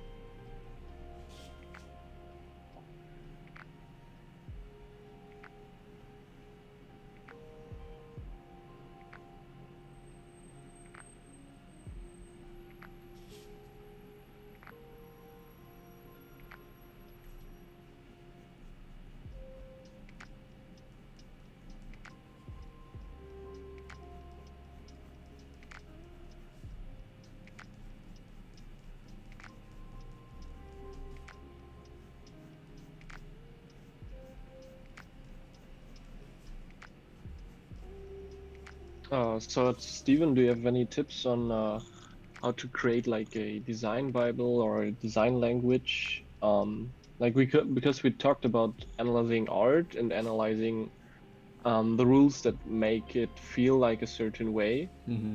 But then we talked about like how that is a whole nother rabbit hole. So without falling into that one, I would think that I would like to try um not falling into that rabbit hole without incorporating my project in it. And Mm-hmm. like the next step would be like the design Bible, I guess. Yeah. Um, well, the general the general tip there is that the design Bible. Okay, first off, again, a general disclaimer. Like with art, we really struggle because the language isn't codified, right? So, for example, if I ask everyone in the chat, what is the halftone of the light? There'll be three general answers, but people will fall into three camps, right? Some people think the halftone is light shading in the main light shape. Other people think the halftone is the core shadow, and other people think the halftone is the darkest dark right next to the core shadow, but still in the light, right? So even the most base art vocabulary is pretty fuzzy, right? Artists can't agree on what is what.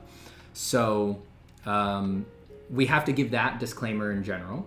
And a design Bible is two things. It's images, right? Which theoretically, a design Bible could have no words in it, right? You can just show people this is what the characters look like, this is what the environments look like, and you let people interpret on their own.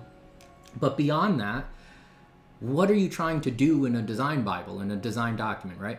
You are trying to communicate to another artist, right? Because it's not for the consumer. Design Bibles are not for the consumer. They're not art of books, right? They're working documents to help creative collaborators understand the design ethos of the project, right?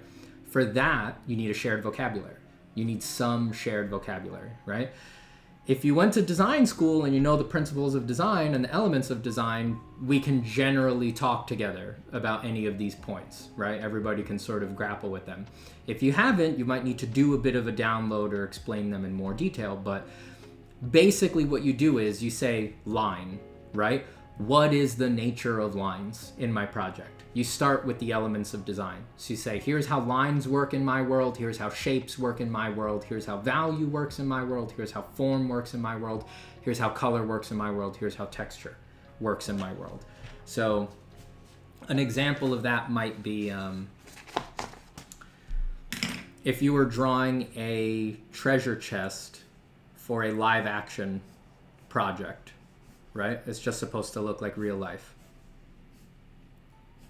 And we were discussing shapes. How do shapes work in my world, right? For a live action project, you might have shapes like this, right? Live action real things are like life is full of nuance and things aren't super exaggerated, and you might say realistic toned down shapes because it's going to be a real treasure chest, right? This is probably pretty close to the silhouette of a real treasure chest. When you zoom in, there's going to be little details here, little details popping off the silhouette here, but it's generally going to be pretty featureless. But what if you're working on World of Warcraft? That is not what the shape of a treasure chest looks like in World of Warcraft. They will exaggerate the framing elements, and that will become a shape rule. So they'll say, all right, the frames of the treasure chest can never be anything close to realistic. They need to be popped off and exaggerated. So if you look at Blizzard style, the framing elements tend to actually be bigger than the interior, right? So there'll be little bits of wood visible here, but the metal frame that frames the shape will actually be thicker. Then the opposite would be true in live action. You only need a little bit of metal reinforcement on the edges of a treasure chest and the wood would be dominant, right? So they'll flip the script on that. And when they get to the floor, they'll pop out the silhouette so that it sits on the floor really dramatically. And these are all shape rules, right? Shape silhouettes. How the hell do you spell silhouette? Silhouettes are an extension of shapes, right? They are defined by shape. They are controlled by shape. So these two different modalities, these are not accidents, right? These are not just stuff that happens. These are $1 million decisions right there, right? Everybody knows what a Blizzard project looks like, right? So that's what goes in the design Bible. You saying no to these shapes, yes to these shapes, right? And then you write a little text saying framing elements dominant.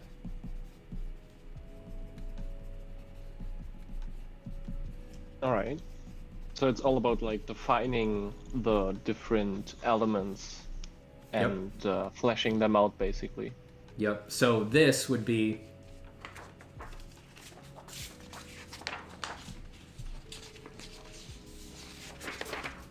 that would just be one part of the design Bible that addresses the element of design shape, right? And you would have similar pages addressing how you handle lines, how you handle values, how you handle forms, how you handle color texture. And then wherever those accumulate to important things about the principles, right? About rhythm, contrast, emphasis, you make pages explaining that, right? So for rhythm, for World of Warcraft or something like Blizzard, you might say that chaotic rhythms are perfectly appropriate, right? As long shape is dominant. So let's say this is some totem or the handle of some sword. It's like, this is not really rhythmically dominant, right? Shape dominates here. There's not like a universal flow through that shape. So that might be appropriate. It's like they say, in our world, we will prefer powerful silhouette and clarity of shape to some sort of rhythmic organization.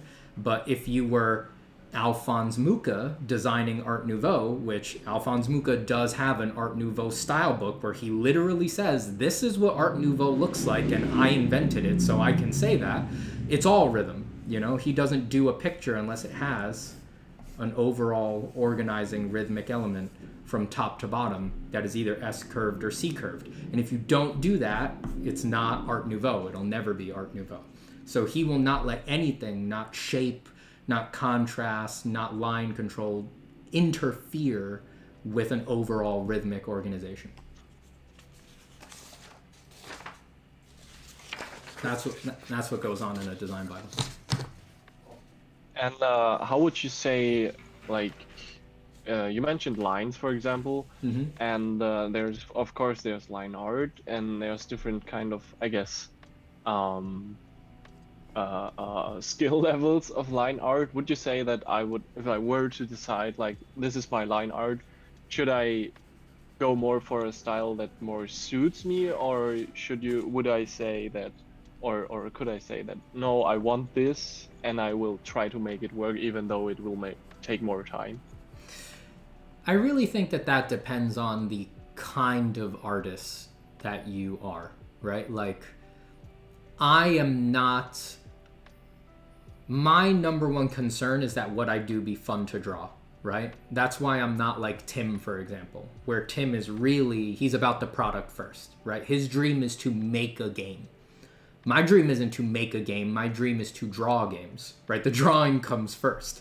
That's what I like to do. So for me, I can't bring myself to let the project make me draw in a way I don't like, right?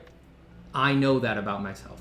So I would pick the lines of this project happen to be the lines that are the most fun for me, which also happen to be the ones that I'm best at. So what I'm saying here is you need to look inside your own frickin' heart and answer that for yourself. So if it's about your joy and what you like doing, you make it align with what you want. You do what we talked about in class before, which is you are the art director, but you need to make sure that art director you would hire illustrator you. Don't let art director you design a project that someone else should be making, right? Unless you're more like a Tim, where you are project dominant and your dreams are not really, they're more about the product, right? They're more about the thing you wish you could bring into the world. In that case, I would advise you do whatever's right for the project, you make it absolutely right for the project. You don't let anything get in the way of making the best product that you can, but you have to be very careful there. I mean, you've heard the stuff that I've said to Tim, and Tim will tell you from the conversation that we had, if you're really that kind of person, it was 3 weeks before I had a conversation with Tim where I was like, maybe you shouldn't worry about drawing so much. Maybe you should be the guy who has all the money and puts his name on the project and you hire everybody. Like, that is the slippery slope that you play with. Yeah. There. So you got to balance that in your own heart, I think. You have to balance that in your own heart. Yeah, I think I feel like I wanted to interconnect.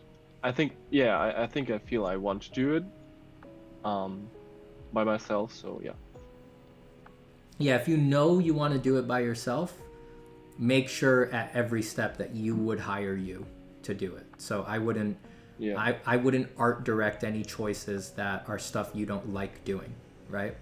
Like like for me, the example for me would be if I was trying to get a project planned and I started making art director choices like, oh man, this project is all about graphic shapes. Rendering and form doesn't work for the theme of this project. That I can guarantee you I will never make it. I will never make that project. There is no way that project could hold the interest for me necessary for me to do probably even a single drawing for it. So that would be an example of me making it, which is, that choice is an excellent choice for many projects, right? Many beautiful graphic design based projects exist that de-emphasize form to instead emphasize the beauty of graphic shape design. But to do that, to make that choice, to recognize that that is the right call for that project, is to ensure that Steven Zapata should not be making it. He should not be the guy making it.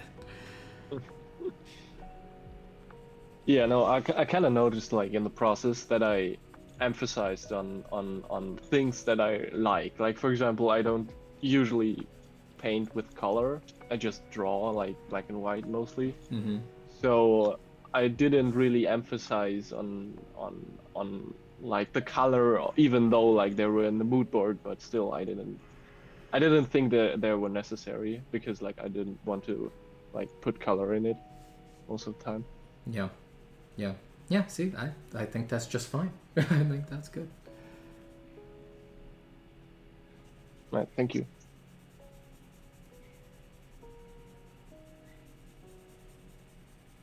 I'm getting hungry, peeps. I'm gonna go eat lunch in a little bit. Okay. So if anyone's got any last questions, either you guys who I'm in the call with or people in the chat, I'll give it a few more minutes. And then it's time for me to succumb to hunger.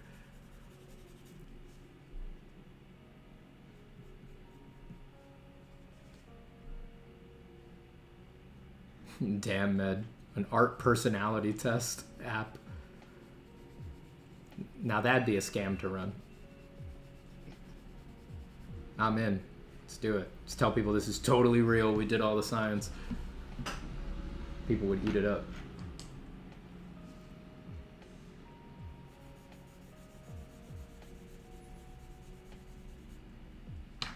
Kind of a random question, but will the Discord server continue existing after the workshop? Oh, yeah.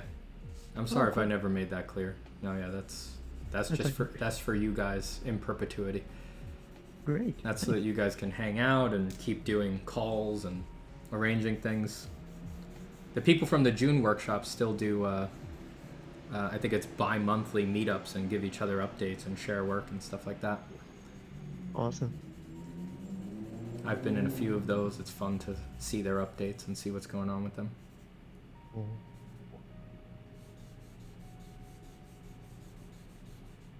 They're also doing like studio sessions like this one together these days, I think. Nice. Got to keep the support system going. Yeah, no, I'd never take that away from you. Thanks.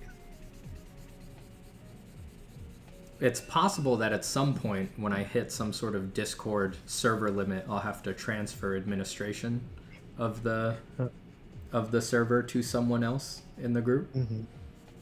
Okay. But when the workshop's done, I'll make a couple people mods, and you guys can change all the rooms and do whatever you need. Okay.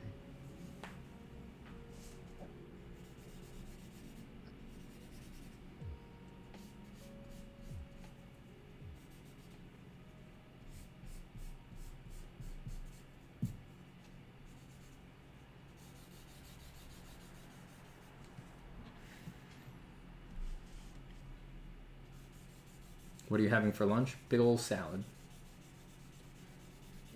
Got some chickpeas on there, a little avocado. Oh, I love chickpeas. You know, they really make something like a salad whole together. Yeah. Give it a lot of body. Mm.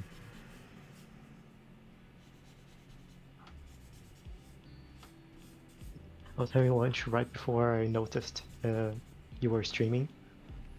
So I ate like crazy and came here running. That's kind of you. That is kind of you.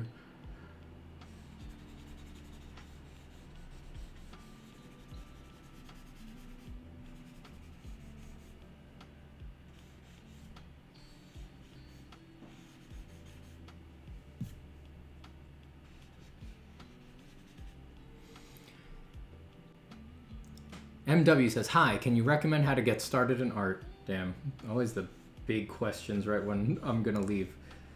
For real, I don't know who you are. I don't know your temperament. I don't know what you've been through. I don't know your goals. The best thing I can say at the beginning is like, you need to cultivate a loving, joyous relationship with art. You need to, maybe you already have that, right? If you did and you lost it, or you've been in like a competitive or confused or how do I do this mindset for a long time, you've got to undo that. You've got to undo it. You've got to go in. You have to begin the art journey knowing that the number one most important thing is that you be joyful and that it make you happy and that it always be exciting and that just come from that place of wisdom, because once you actually go into it, once you starting, right, and looking at all of the skill-based stuff that's out there, all of the conflicting advice, all of the art angst that's out there in the world, if you don't have that cultivated, loving, almost ecstatic relationship with art, everything out there will do its best to rob you of it or make sure that you can't have it. Everything will try to hypnotize you into it's about how good you draw, or you have to compare yourself to these people, or you're not working hard enough, you're not gritty enough, you're just not practicing enough. Everything's going to try to mess you up. And the only useful ballast that can prevent that is to always remember, like, it's about me and it's about having fun, and it's not so serious about that. And the act of drawing purifies everything and makes it joyful and fills it with light. If you don't feel that way about drawing right now, I'd be very careful to enter into the getting started without that. It's going to be a very dangerous place to begin from. You will wind up toiling in the art mines, trying to pull dusty chunks of black ore out of razor sharp walls, and you'll bring them up to an uncaring world above, and they'll throw you back into the mines. You don't want that.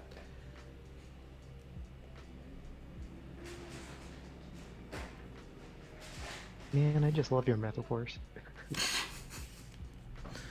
We're artists. We need metaphor. We live in metaphor. Yeah.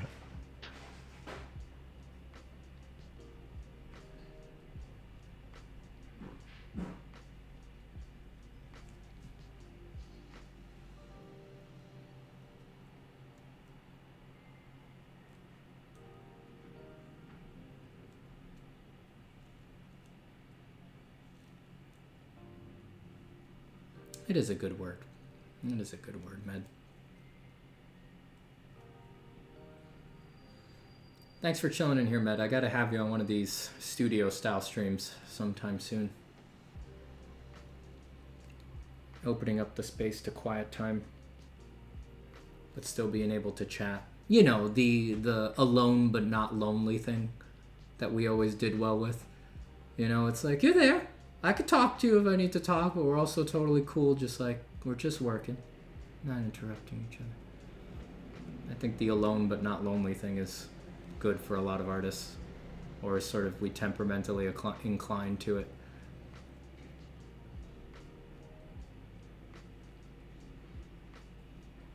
Yeah, I will see you in another stream. Random but valuable question. What is your opinion on tomatoes? They're good. They make a lot of things better. They're in my salad, if that's what you're asking. That probably explains my opinion. Oh, really? Very interesting. All right, keep me updated, Med.